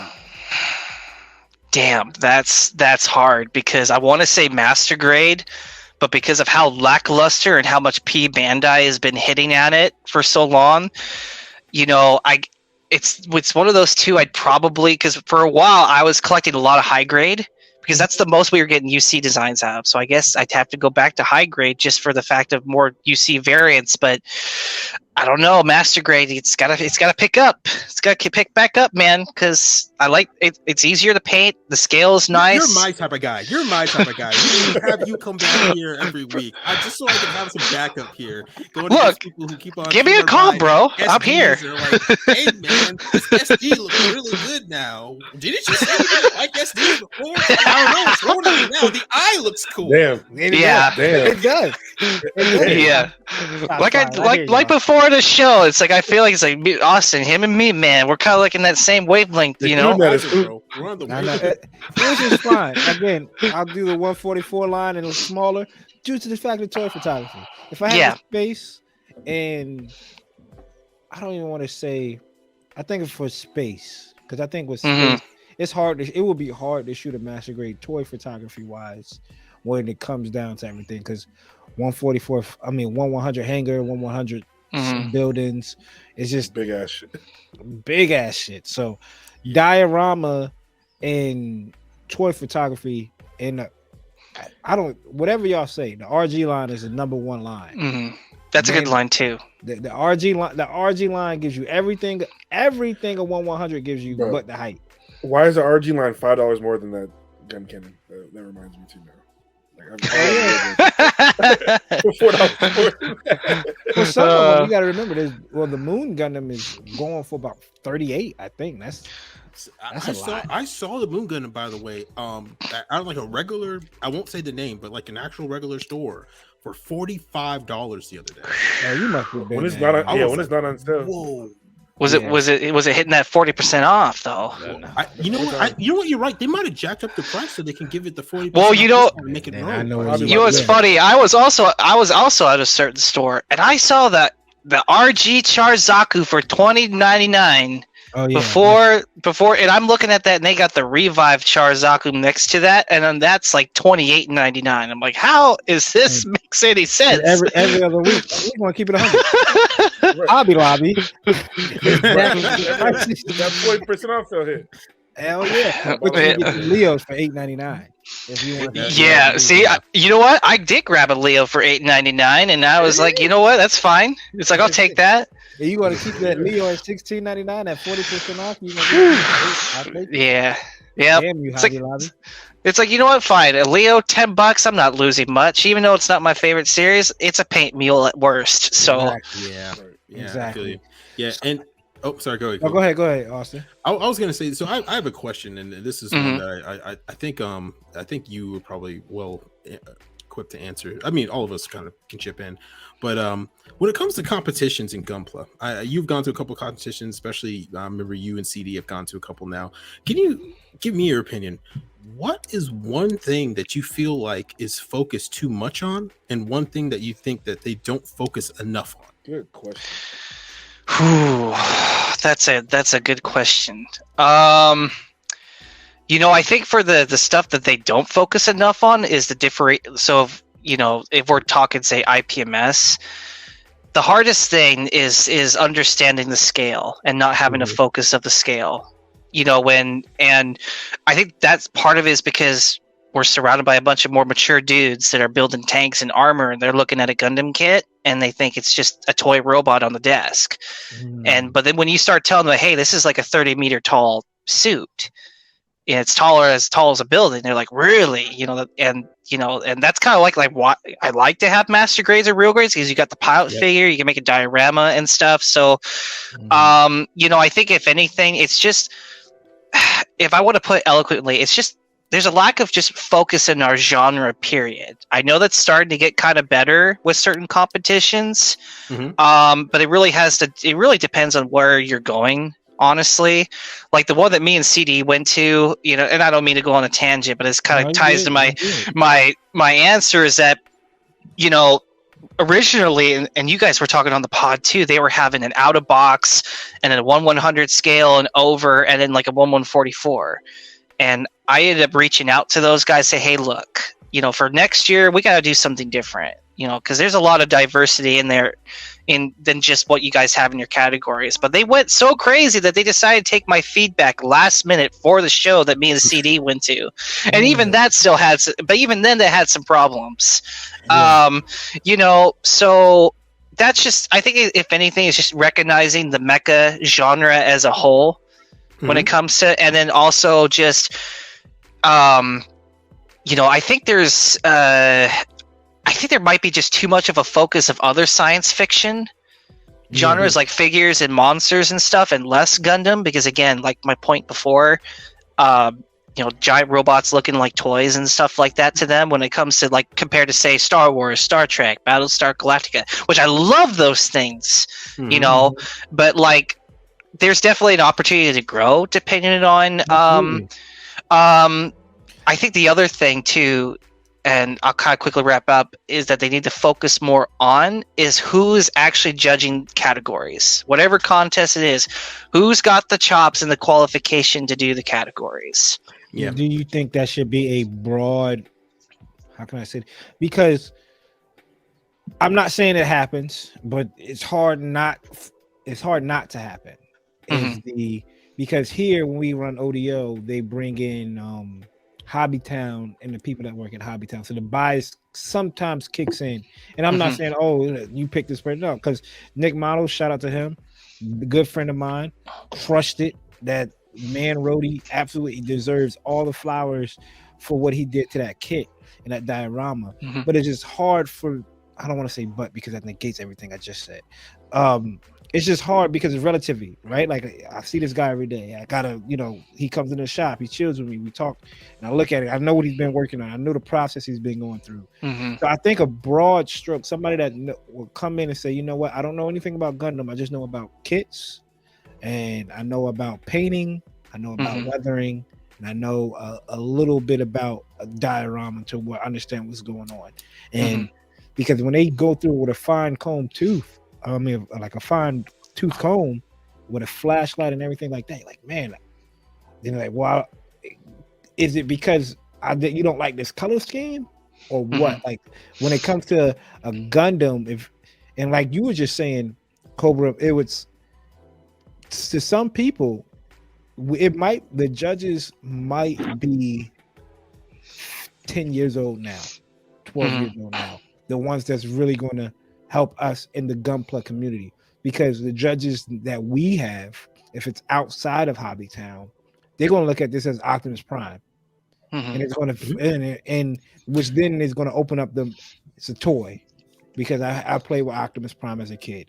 I played with this is just Megatron, right? So the kids that are growing up now are probably going to want, or us, if we get to a point of judging, they're going to be the ones that's going to be like, okay, they're going to get the fair shake of Gunpla in any type of competition. And I would say I think too that especially with those judges that we have currently, what they tend to focus on sometimes, what I've noticed, is that it's just scale. Is what Cobra said, is scale.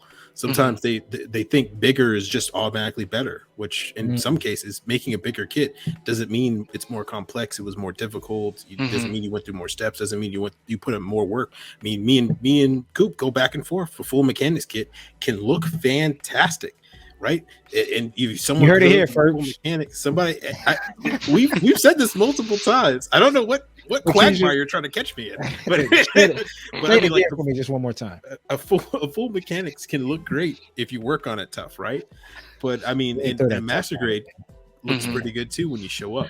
So I agree with your answer, Cobra. It's we need a little bit more diversity, and we just need the community the whole group to kind of just grow, so we can get more variety of what we're judging. If anything, I think it's up to us to actually just step in instead of waiting 10, 15 years. Let's just step in now and volunteer to judge and do this stuff. Because when I was at IPMS, they were looking for Gundam judges, and I happened to got my hat thrown in the ring thanks to other people I'm friends with and stuff. And Undergated boys judging. Undergated boys judging. That's right. Judging by the Undergated boys with Cobra Plug. There we go. That's what happened there we go.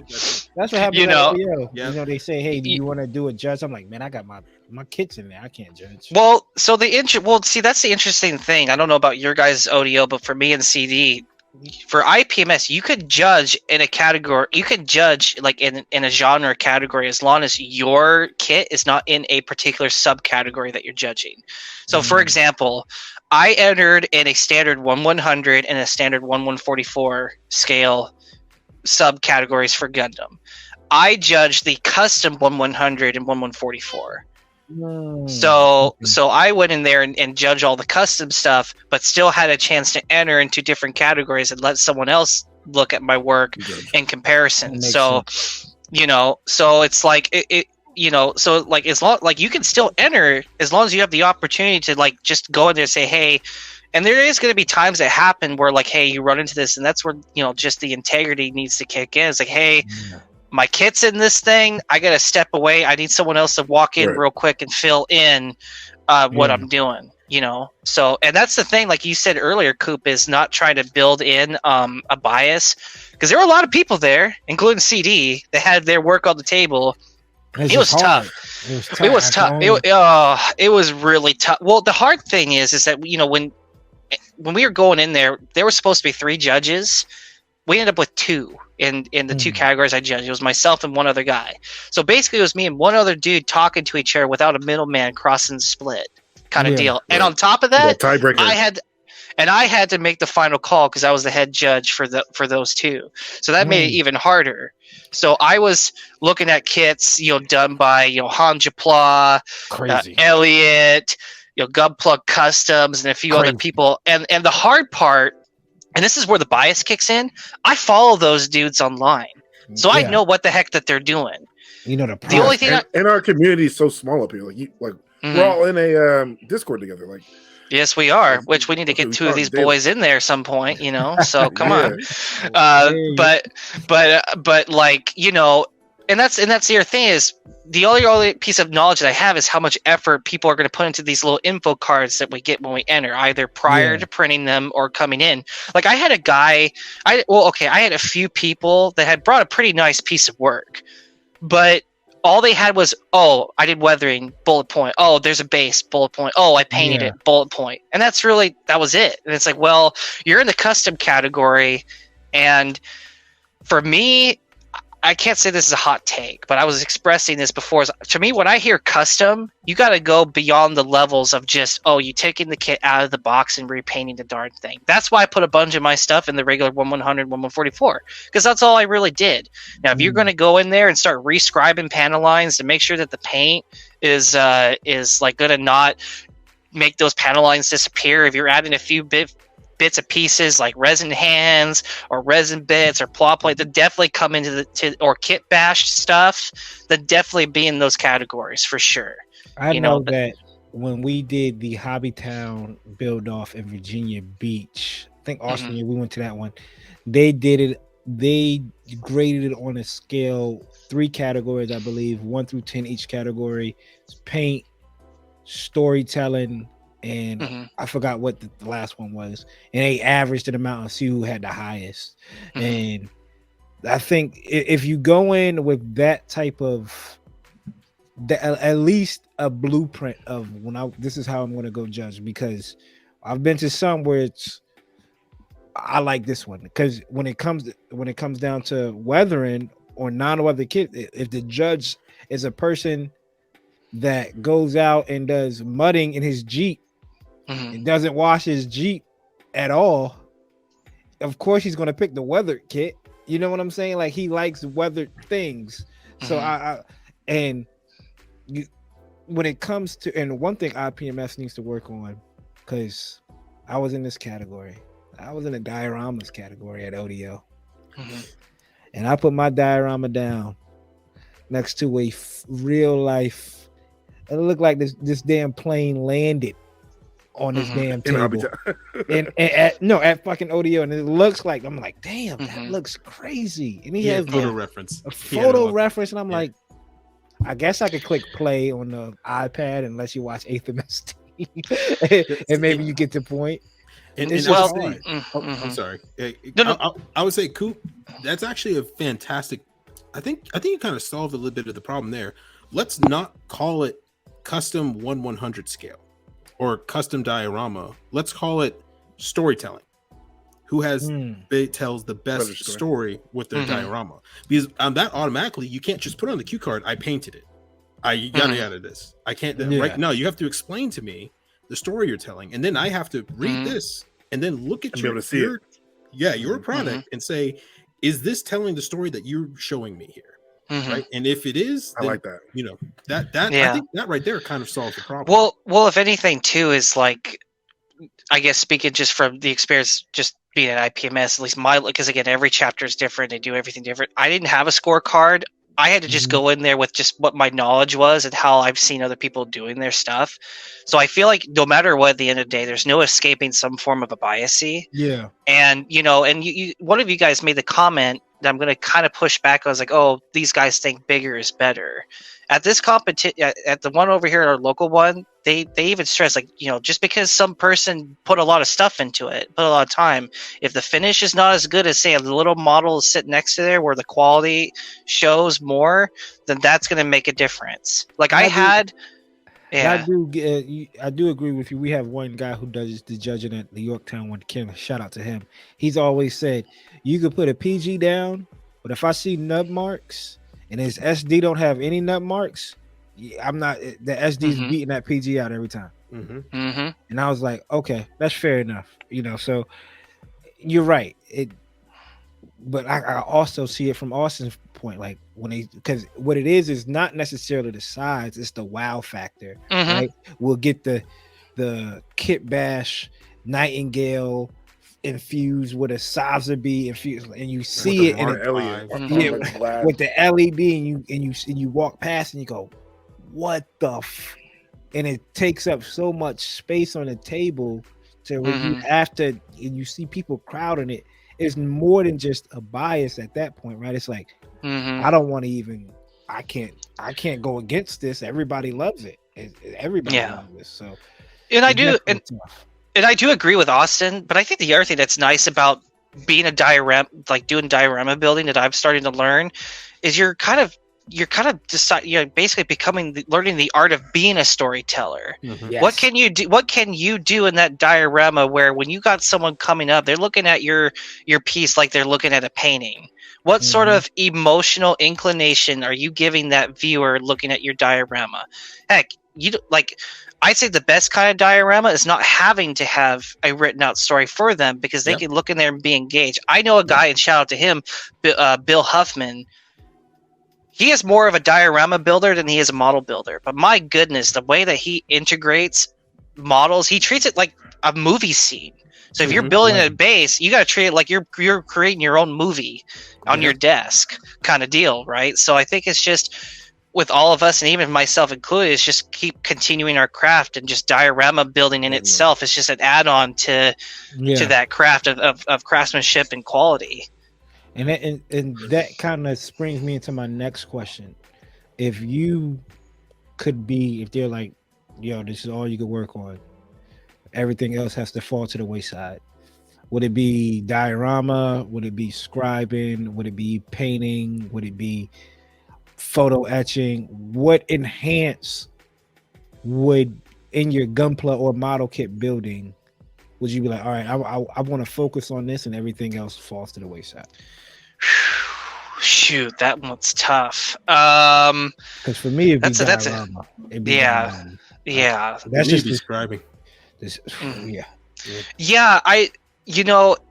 feel like part of me is like, like a lot of people that I know that I'm close with, they'd probably hope I'd say scribing, but honestly, I'd like to get into more base work, and not necessarily diorama, but vignette work. If you're familiar, like say with Hot Toys figures and stuff like that, they got those kind of cool bases that there's not a whole lot to them, but you could tell that when you put that figure on there, it's incorporated in something. So I think being able to do that for some more period of time. Now, I think you said it earlier too, Coop. There becomes space, there's storage. So I guess if I'm looking at logistically, yes, it'd be scribing, but if I had the dream setup, it'd definitely be focusing more on vignettes, putting things together, nice display deal. This is where you got the dream apartment. If it's the dream, very supportive of it. Because there's something about a base, right? Because like you could have a really nice weathered model, right? But if you don't have that model being in something where it kind of helps the reader identify the environment that weathered model is in, it's just a weathered model on the table. It just looks dirty. And that's even a clean suit too. If you don't got that clean suit, like maybe like on the base, it looks like a hanger floor, and kind of given the scale, it looks beautiful. But if you got the regular average Joe person coming, like a Gundam fan, they'll walk up and say, hey, it's it's a Barzam, a clean AOZ Barzam on the table, But if you got a random person that comes in, oh, it's just a toy robot, on the table. So that's the thing. Like, I would encourage people is get involved in your local clubs that's even outside of Gundam. I'm in another club. It's called it's the Armor Modeling Preservation Society, which you need to join in, Coop. It's local. That's AMPS, right? AMPS. It's AMPS. So AMPS is more of a tanks and stuff like that. Well, right? it's all armored, but there is a science fiction division. So you could do things that are grounded. So like an ATST, a hover tank, as long as it's not in flight. You Okay. know they're serious when you say there's a division. Yeah. There's a squad, division, Well, and that just sounded right out of my head. Well, there's a section, that just flew well. That just flowed well out of my mouth. But but no, you can have Gundam as long as it's not being shown that's in flight, and if it, So I ran into one of the guys at ODO, and he gave me he was like, I wanted to learn more about the diorama. He gave me the whole AMPS, right? Armor Modeling Preservation Society. Yeah, yep. So he was like, we're in Newport News in April. You should come check it out. He gave me a magazine. I was like, man, this is. I would do it. Yeah, and Andy, who's the old head at our hobby town, is involved in all of that. So definitely got to get up with him. I might actually be a fun little sit-in. I missed it tonight, but he says every other Friday, Austin, they do a IPMS. Sit down in there at Hobby Town and talk. We had run with them a couple times because they had them transfer their stuff over to Saturdays when we were there. And they'll come and they gave us classes, and like I said one time on a show, I had no clue about using hairspray for chicken fat. I was like, I still need to use that. I have not tried that yet, but I want to. It blows my mind, and it's so. You don't even think about that, like hairspray. I want you Tresemme hairspray to me. Go get Tresemme hairspray at Dollar Tree and do it work. Yeah. Well, the one thing though, I will say on amps that I keep hearing as far as contents go, they're grading you against yourself versus everybody else. So compared to IPMS, you're getting your work compared to a bunch of people on the scorecard, right? They're looking at just your model, period, and they're taking a scorecard, and it's basically you against yourself. When they're looking at your model and basically doing a scorecard, and then of course, in general, like how evolution would go, is they would take the scorecards of how each individual person did, almost like in grade school, see who got the highest test score, basically. But they're looking at you. Field, but isolated running. So essentially, one person runs the track by himself, then the next person runs, and they just compare the times. It's not really next to each other running. That wouldn't. Yeah, it's not really next to each other. It's how well did this person do? How did they do it? And then what did they do to get that score or minus or plus or what have you? So let me ask you this. New person listening to the pod, they're on a fence about taking their Gunpla to the next level. They're doing the bare bones. I don't want to say bare minimum, bare bones, like snapping, Panaline, decals, right? Maybe water slides, because we all been there, right? We all been at that point. It was like, I'm rocking with stickers, I'm not touching water slides. I'm rocking with stickers, I'm not touching water slides. Okay, water slides are all right. What's your advice to them so they can get kind of take that leap of faith when it comes? I know it's kind of like this, not the stock answer to like, oh, just do it, right? Not that answer, but like, what do you say to them? Like, try this first, because Andy's always told me, all right, go home and do this, and then work on this for a little bit, and then go home and do that. Because you talk to Andy today, he'll tell you that guy Coop over there, I gave him lessons for 6 months, and he comes back and takes every lesson I told him, and he wins Hobby Town. He owes me some of that trophy. I said, yeah, you got it, Andy. He's right, because he's told me bits and pieces, detail, get this paintbrush, detail your kit up first.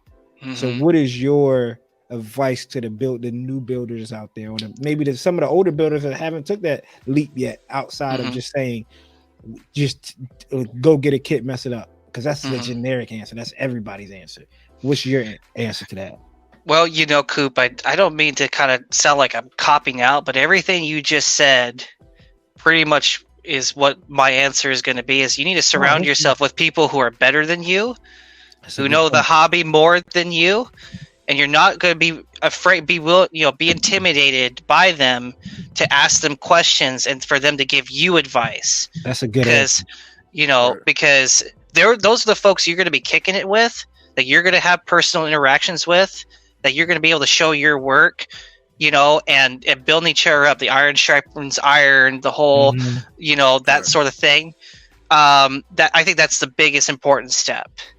Absolutely. And don't be too scared to go into someone's DM. That's my thing. Like, shoot them a question, man. Well, get involved in the community. Get involved with, I think the other big thing is study other modelers who do genres different than you. Yep. Because being able to put myself around with people that don't build the same genre as me has heightened up my skills more than me just sticking around kind of by myself. Because we could talk Gundam all day and do clean this, but the only way you're going to grow is absorbing information off of things that you might not think you need until you watch or until you run into it. I mean, aviation is my big thing. So airplane model kits was where I came from. And that's a whole. It's not too much of a different ball game, but the fact that you're always starting off with pretty much a gray slate, and the lessons you learn with them is almost invaluable with all model making. And it's really, I believe Chuck Jones said the only way you're gonna make new and exciting things is if you add new and exciting things into your head. Yeah, So that's the only way it happens, and the way to do that is to surround yourself with new and exciting things. So it 100% vibe with you on that one. That's a great answer. That's like I said, that's an answer that you don't really get anywhere else, right? Because everybody would say, "Oh, go buy a model kit you don't give a damn about and fuck it up a little bit, and then that's how you practice." Yeah, we know that though, right? Like we at the end of the day, we're still human. Like I'm not gonna go out and say, "Let me go grab this $25 piece of thing and fuck it up," and be like, "Oh, toss it in the trash." Well, I tried. Dude, my art teacher was very explicit. She said, "Austin, if you study for 2 hours a day, then you do the same thing wrong for 2 hours a day, you will never improve. Everything you do will be just as bad as the time you did. You have to one, go out and study, learn, and try to do things the right way.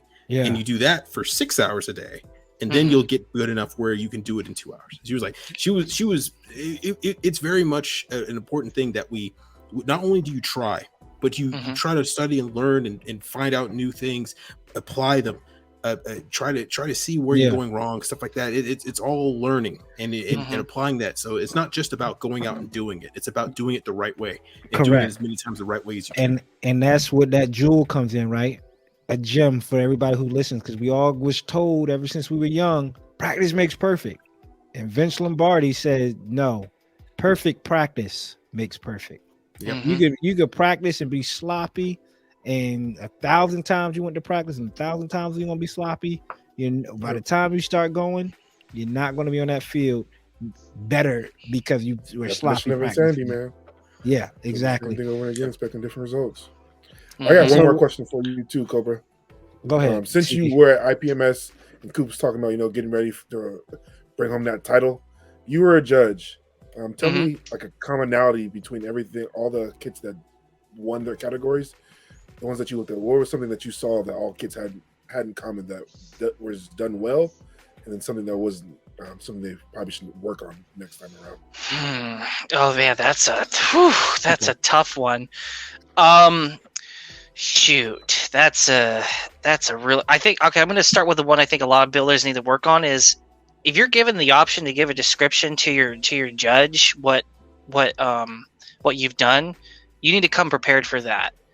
And don't just give them bullet points. If you're going to give them bullet points, give a lot of them. Okay, you gotta like we were saying and talking before. You got someone that's looking at your model; they're going to have no idea what they're looking at. So you got to paint that picture for them. So basically, telling them what you did is like painting a story for them. It's walking through the process of what they did. I think overall, people did well. Is the presentation of their builds. Obviously, there were a few maybe here and there that was like that's the nuances of having to pick and choose, right? That's the hard part. But I think just being able to get the diversity of different people coming in, besides us local guys, we had people from California coming in. It was just the display presentation that was great. A majority of people had bases. coming in. They had a base. They had some kind, at least even if it was a block of wood, they had like a base or they had something in there. They had like a decent enough pose, like standing there and stuff. That's what I liked. And yeah, it was just tough. That was just tough, man. Like when I got out of there, I was like, man, I'm so glad this is over because I'm like sitting there. I'm like, man, I feel like I got some of my friends here. They're gonna look at me at daggers, say, all right, who won and who lost, and who's gonna kick your butt after this? All you have to say is not enough bullet points. Not enough bullet points. Get away from me. Not enough bullet points. Not enough bullet points. Exactly. How many seasons coming up? Even yeah, for us, our hobby town. I mean, I went last year, like I'm saying, that was like August, late August, late September. So that's coming up. So I think it's good for all of us to get some knowledge. Absolutely, it's coming up. So I appreciate that for sure. Man. Let me ask you this: since you're up here, and we don't shy away from the gritty talk, man. Well, let me ask you, what do you think? And just being transparent, what do you think is the good, the bad, and the ugly about the Gunpla community? I'd say the good is just the amount of talent that we have discovered and undiscovered when it comes to either people doing creative builds, we're doing either stuff sticking to canon, to non-canon, to custom scribing, to clean right out of the box. The bad, I would say, just the fact that a lot of us are younger guys, and we're not really engaging enough, I think, with the older generation of modeling enough to get our foot in the door.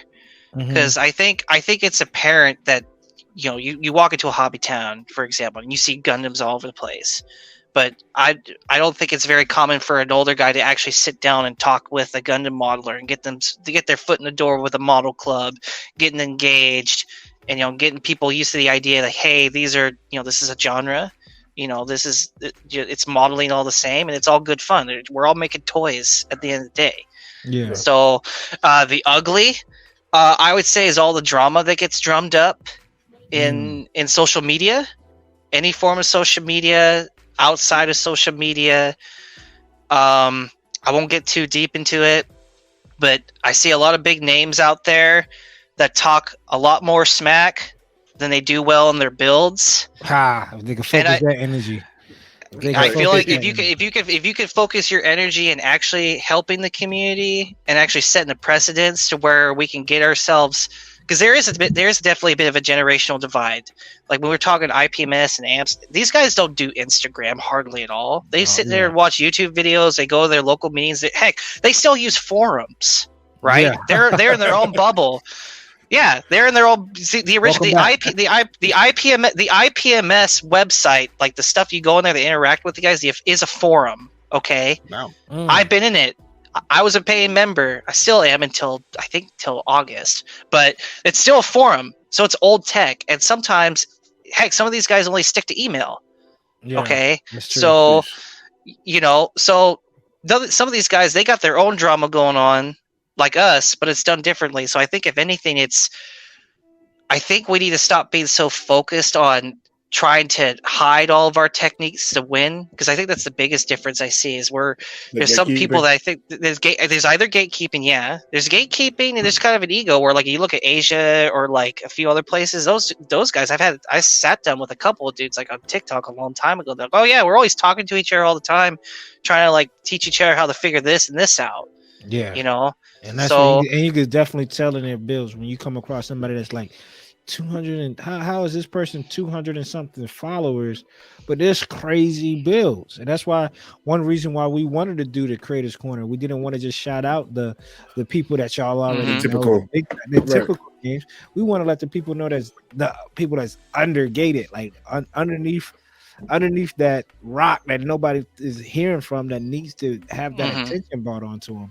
So absolutely, with all the drama, the technology, like you were saying. Speaking of that, somebody real quick enlighten me. What is this Threads? This is a new app. What is that? Yeah, it's like a copycat like Twitter. It looks like, and heck, even Elon Musk went out with a cease and desist to Mark Zuckerberg. Really? Yeah, there's a cease and desist letter out because of how similar Threads is to It blew up Twitter. today. Yeah, Yeah. well, it came out like I think a couple nights ago, and I think the appeal that why people are on so easy is because they've had this convenient thing where you can port your profile to Threads, which, by the way, you cannot delete off of Threads unless you delete your Instagram account. Period. Ooh. So that's the thing. You can't just up and leave. If you do, you gotta leave the whole thing. But the caveat that they made is you being able to follow everybody that has Threads that's on your Instagram follow, and boom, like that with a snap. And that even includes people that don't even have the Threads account like downloaded yet. So I can go over to Austin here, and if he doesn't have a Threads account yet, I can find him and say follow. So the moment he makes it, boom, I'm instantly followed. Oh wow. Wow. Wow. Now, Do you have a Threads? I do have a thread. It's just a Yeah. copy paste. It's a copy paste over ported, convenient.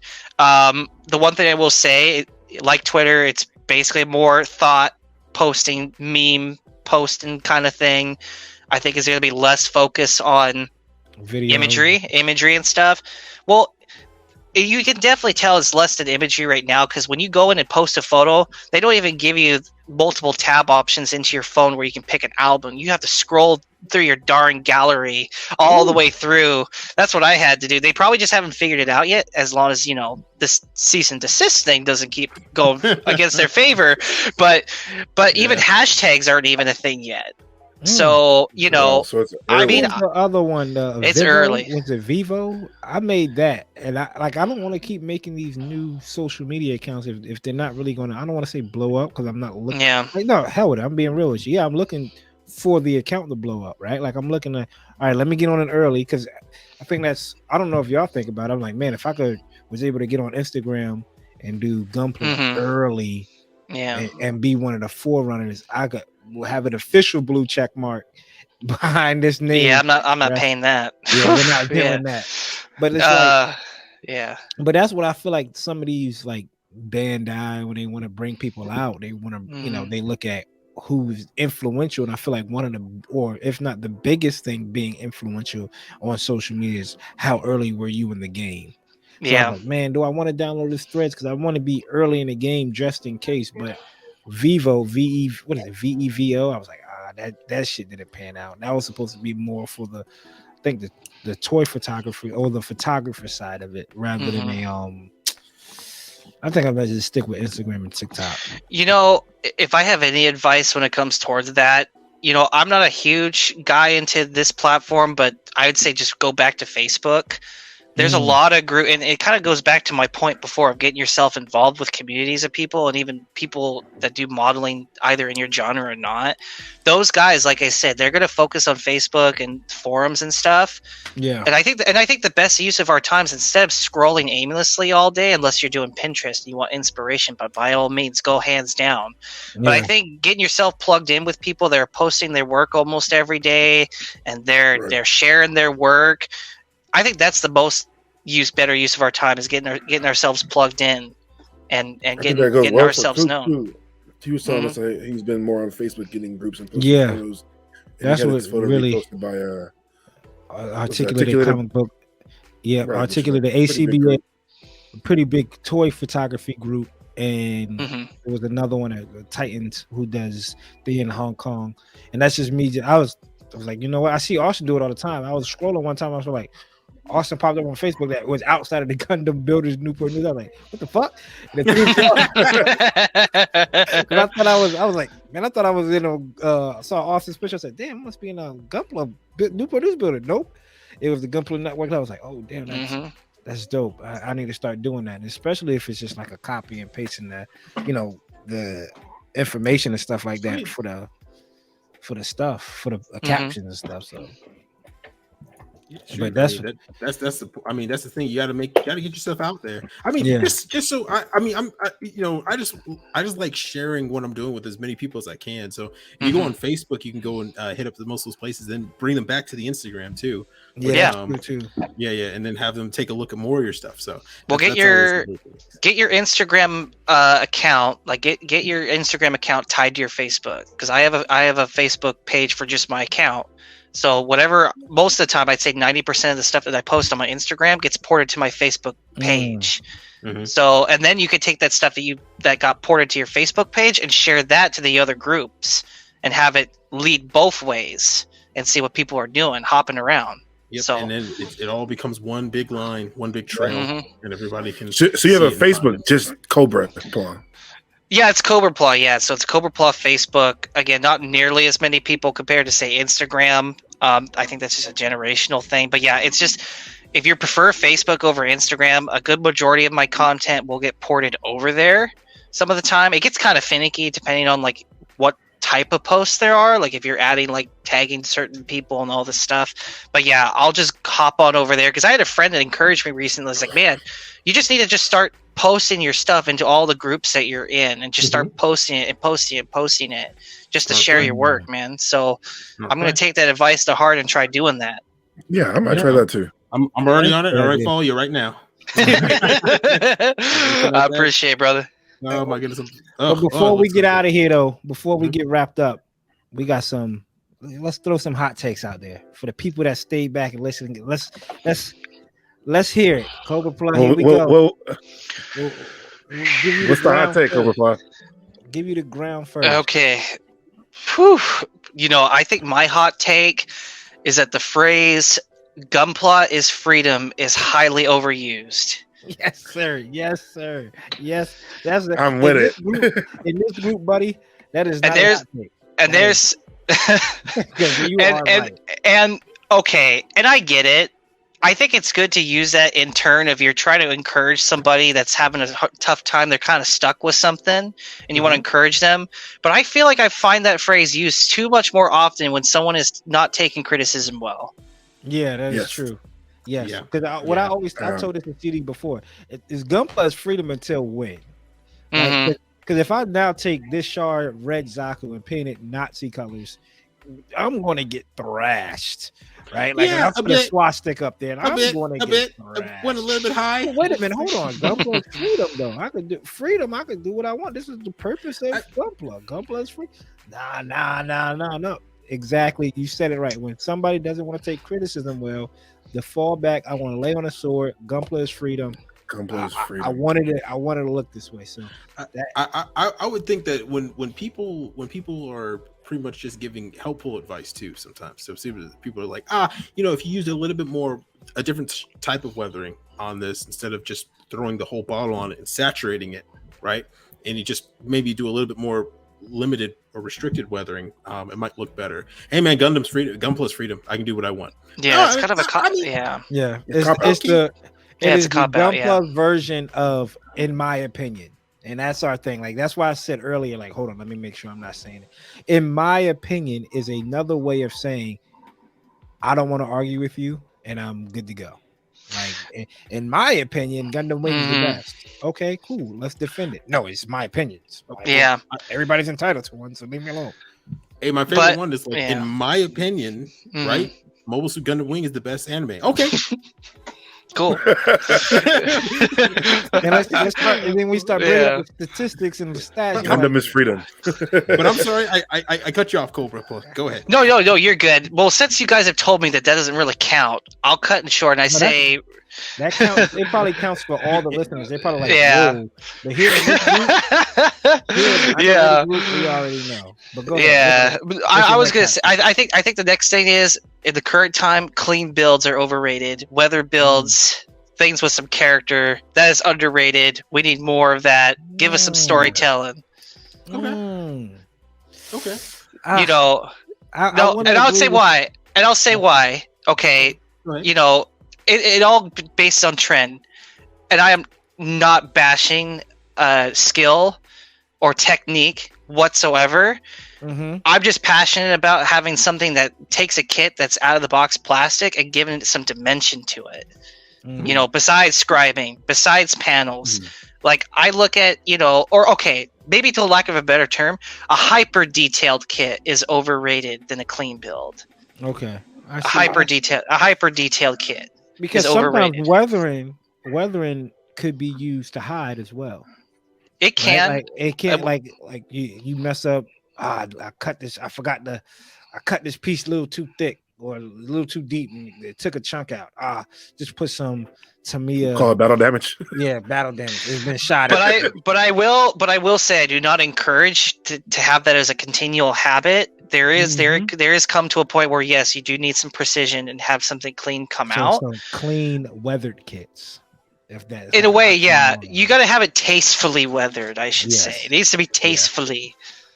But 'Cause then I it can goes s- back yeah. to the Gunplayer's freedom, right? Like it goes back to I want my Gundam to Mm-hmm. look like it's coming out of Jurassic Park in the middle of the movie. Say it all they want. Say it all they want. It's all yeah. I guess it's all in one. So Here you go, a hot take. Here you go, a hot take for you.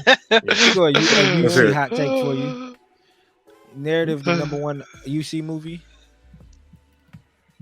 Narrative No. beats out. Thank Narrative, you. Thank you. narrative, Thank you, No. Cobra. Narrative beats No. out Hathaway. Narrative's No. not better than halfway. Yes, it no, is. narrative is Yes, not it is. better than Doan's Island. You could take that out the door. It is. Thank you. It is. I just rewatched Hathaway a couple days ago, and it's not better. Hathaway, that Hathaway first is- 15 minutes. It's I've never seen Hathaway Flash. Is that a hot take too? You might as well. I'm not started. That's just that's just me behind the times. Well, okay. I do not like Hathaway. Period. Ever since Char's counterattack, that boy, he can be gone. Well, part of it is real quick. Do you know how the story ends? I don't want to remember. But I know here for spoilers for everybody. Vaguely, yes. Yeah, I know. Yeah. See, that's the thing. It's like I have the Penelope and XI set that I walked away with at Hobbytown a couple years ago as a prize. Not that I'm bragging, and I'm sitting there like, man, I don't really need this thing. But then I'm like, what if I do watch Hathaway and I like this crap? I better hold on to it. It is worth a watch. It is worth. Yeah, well, I'm waiting for those two other movies. Damn it! Then I can sit there because for me, it's like, what's the You hurry? don't be waiting, man, buddy. Oh, dude, you won't be ready till 20. I know, just like we're getting, just like that other Thunderbolt they promised us, right? So Yeah. we got 15 minutes. The first 15 minutes of not even first 15 minutes, first 10 minutes of Hathaway. Mhm. Then it dries out right there. It dries out bad all the way to the Messers. Then after that, it dries. It goes fast. It goes fast and quick, and it still dries out. And that last fight wasn't even great. The last fight, Hathaway is the building last. a story though. Narratives feel are you. contained, I, so it I has to understand. be. Doan's Island had good fights. Wait a The minute. narrative is Narr- fast all the way. Yeah. Narrative was like quick all the way through, and it just kept on Yeah. jumping around. It felt like I was watching F91. It's like I was trying to follow the Fenix all the way through, but it was the story.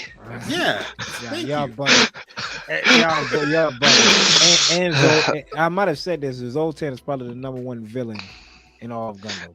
Look, man, that's like saying Kylo Ren's the best villain in the sequel trilogy, and that's the only thing good about it.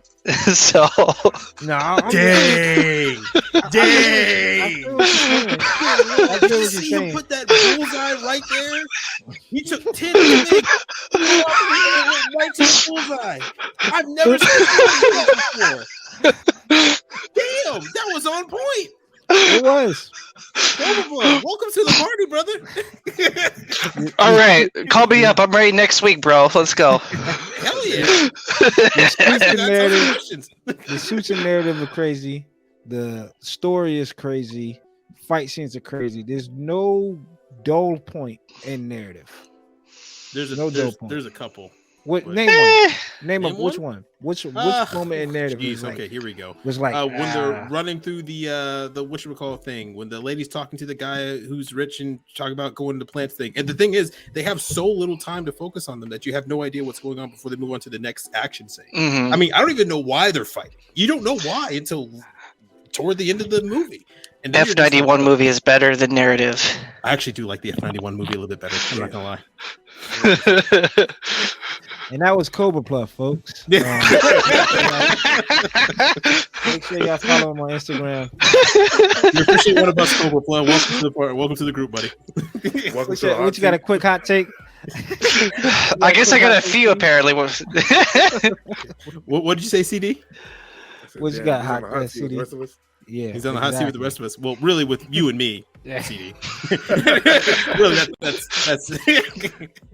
Okay, fair enough. God, What you got, CD? What hot take you got, man? Let me think.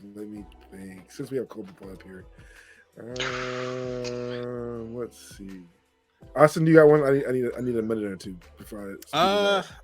You know what? Give me a minute. I have to think of one.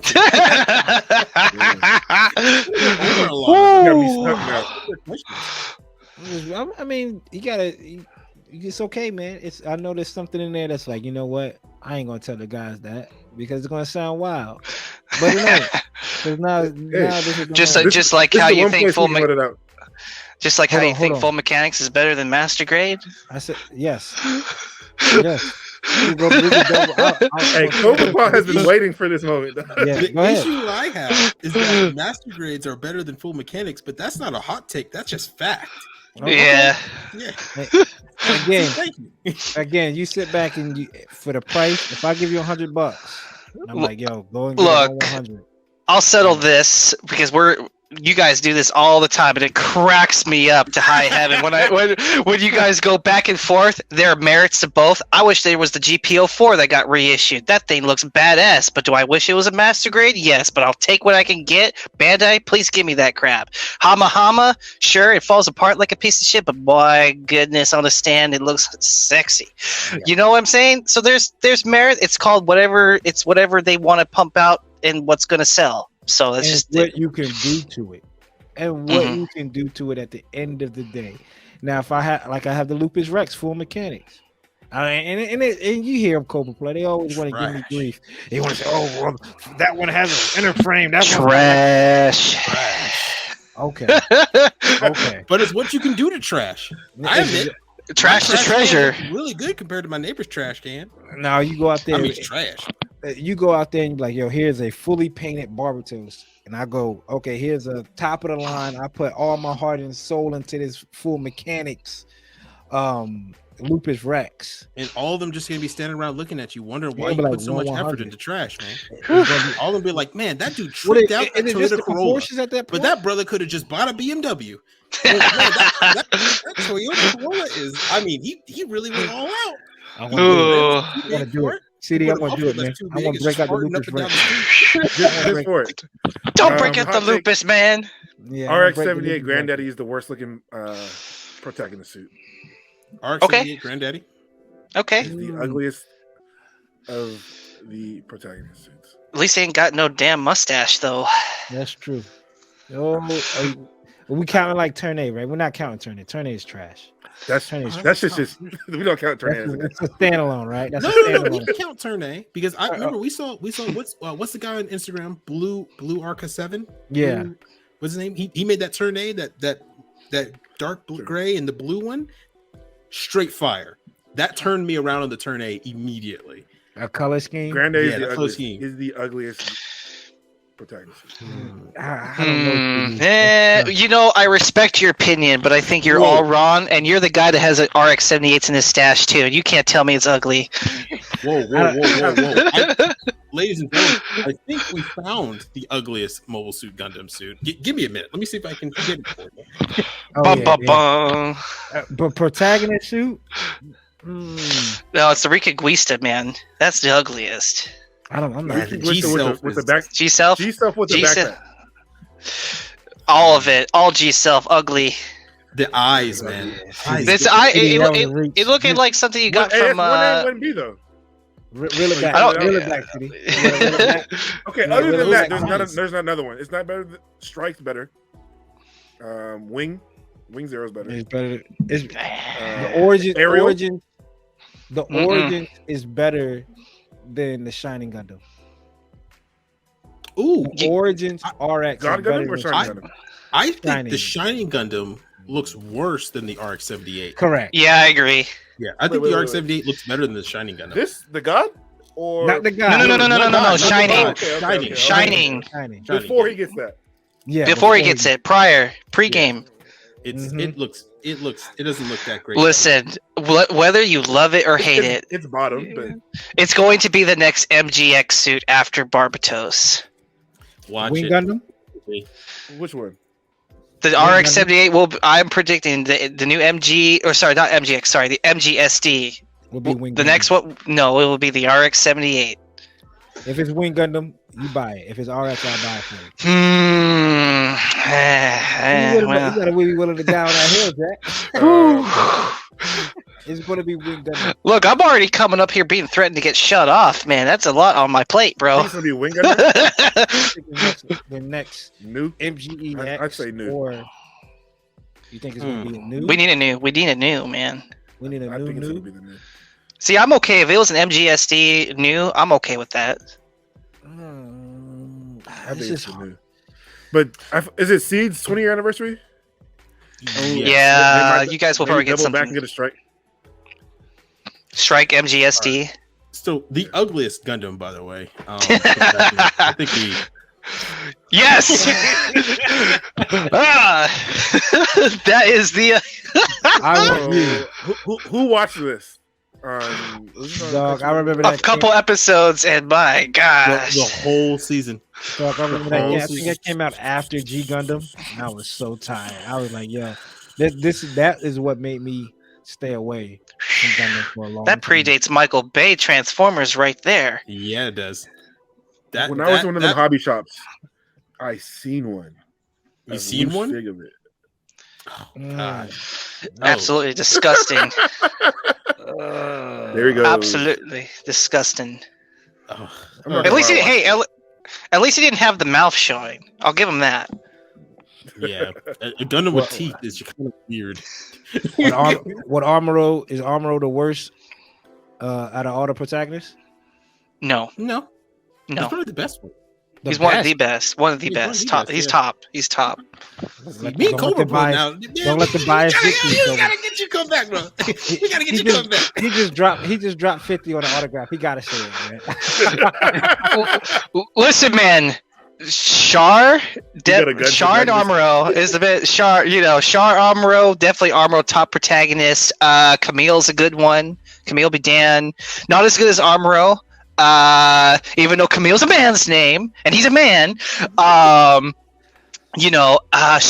Shiro Amada is pretty baller too. I think he's better than Armoro. Shiro's might be a little bit better than Armoro. He's I at least put him in the top 5. Well, Benager. I was thinking, but He's okay. yeah, He's all right, but he's just simping for Audrey all the time. Yeah. And he's simping for Audrey, and he's not bad. He's not, but he's definitely better than the narrative pro tag. So, Domo narrative protag's name. What is his name? It went by Jonas so Basta. quick. It went by so quick. I didn't care. Yeah. Yona Basta. He was looking for his best friend. I've won, and I didn't care. See, Oh my Coop, how God. many times did you watch it? I probably watched it a good. Don't get it wrong. It's relatively biased when I'm talking stuff. No, I'm just I trying to see didn't how watch many it. times you had to watch it to remember his name. Yona for the first time. That's a unique name, Yona. You I don't don't know. remember any- You'll know, watch it because that's a low tier character. What about you, Nah. CD? How many times you watch it? I watched it probably 10 times. 10 times? And you had trouble remember his name. Oh wow. I don't Okay. remember, I don't remember anyone's name, dog. But yeah, you know the dude with the blonde hair. In every anime. Oh, you know, mean that Char? character was Badass character? Quattro Bagina? Yeah. Quattro. Quattro, yeah. Oh, man. Woo. This has been fun. Cobra Plug, before we head out, I know I Yeah. said it earlier, before we head out, I know some people say, I want you to talk to yourself right now. Tell yourself what you want to do. If the Cobra Plug that's going to watch this episode 2 years from now better be doing what when it comes to Gunpla. And what is that? You better, Cobra, like me, Coop, your dial game better be crazy. 2 years from now, you watching this, your dial game better be nuts. Your DD, I hope dial you're game building better kits and not be buying them nuts. still. Yeah. I hope you building kits and not buying. Hope you build your kits by now. Austin, Ain't that the truth? what are you telling 2 years from now, Austin? The Austin? future Austin. Austin, Yeah. I know J-Lo is distracting you a lot, right? And I know the marriage was great, but listen, buddy, You gotta start J saving Lo that out money. this I know, Mhm. I know, but you got to start saving that money, buddy. Mhm. By now, Yeah. Hathaway 3 is coming out, Oh, and Data Plus C1 is now coming back in stock finally. So you gotta buy it. So save that money, buddy. Be saving money. What about you, Cobra? What are you telling yourself 2 years from now? You better be doing what? You better be having more tools in your toolkit so that you can actually improve your gunplug game by the time 2 years comes. Yeah. Well, that's Because gonna happen though, man. You know that's gonna happen. So listen, man, I love my shiny objects, and some of those things are plastic kicks and or plastic crack in the box. Especially when they keep reprinting this UC stuff on P Bandai. Whoo! I'm in trouble now. You better watch out. So I need them tools because I'll be sitting there. I'll have a friend. They'll be, hey, you got this tool? You got this tool? And I'll be like, nope, nope, nope. And I'll be trying to do something on my bench, not thinking I'll need it. And I'm like, damn, they're right. I should have gotten that thing because I could have done this better. Yep, that's how I feel about the spade brooch set. Vice? That I'm like, I was gonna say, like, that Vice, dog. That Vice changed my life. I'm like, shit. Heck, I'm using my Vice as a camera holder. Every time I What's see our it, I'm purpose? like, yo, I need that daggone scribe and set. No, I'll wait. I'll hold off. I need that. I need that scribe and set. I'll hold off. And here we Invest in yourself. Invest in yourself. The number one jewel, people. And on that note, it's been a fun time with the homie Cobra Plata. Won't be his last time up here. For everything he does for the pod, we appreciate it, bro. All the support, all the comments, all the shares, we appreciate it. You doing your thing, man. You and CD are holding it down up there. It's just like that. It's how I feel, right? Like Killmonger and Black Panther. He was like, man, we got war dogs spread all over the world. That's how it feels right now. Yeah, at first it was just me going into Hobbytown. It was the group, and now I know people from everywhere, and it's crazy. I mean, y'all in different time zones, which is already crazy enough for me. But we appreciate all the support, man. Keep it up. Keep up the builds. It's been fun. This has been a fun episode. I told y'all at the beginning it's going to be a fun episode. Yeah, I really enjoyed you guys having me, and I'm looking forward to the next time. You definitely appreciate it. You have any plugs you want to throw out? Anything out there? Well, for the sake of not offending any sponsors, go ahead and check out my link tree. You can find all on my Instagram bio. You can check out all my supporters there. Again, shout out to my current buddy build partner, Rick Lawler, aka Propaganda. I'm doing that with right now with the ZGOC project. Go check out his YouTube if you want to learn some cool and badass diorama stuff. Even if armor is not your thing, there's a lot of knowledge. And just plug in you guys, of course, and just we got the Summer of Xeon 2 that's coming with Mord 1. So I know you guys are doing the Solomon stuff. So you guys might be able to double dip or triple dip depending on how your decisions go. So you may want to think about that. And of course, it's the Gundam Real Type group build. That's just doing something different with color schemes and stuff. Nothing too big, but be cool to see you guys all there. And that's really it for me. Except a big thank you. That's what's up, man. And again, I'm Coop. That's Austin. That's CD. And that's Cobra Plug. We always want to leave off on a good note, and we talked about it throughout this whole episode. Step outside your comfort zone, people. Step outside your comfort zone. And I'm not talking about put one foot out there. Oh, let me get this kit. I never built master grades before. Let me build a master grade. Now, we're not talking about that. We're talking about really stepping out, jump outside that comfort zone, get into a aircraft model community and learn about weathering and where this has to go and all that. It all takes you stepping outside your comfort zone, asking that person that might be a little bit older, way more advanced, those certain questions. But until next time, I'm Coop, Cobra Plot right there, CD right there in Austin. Peace.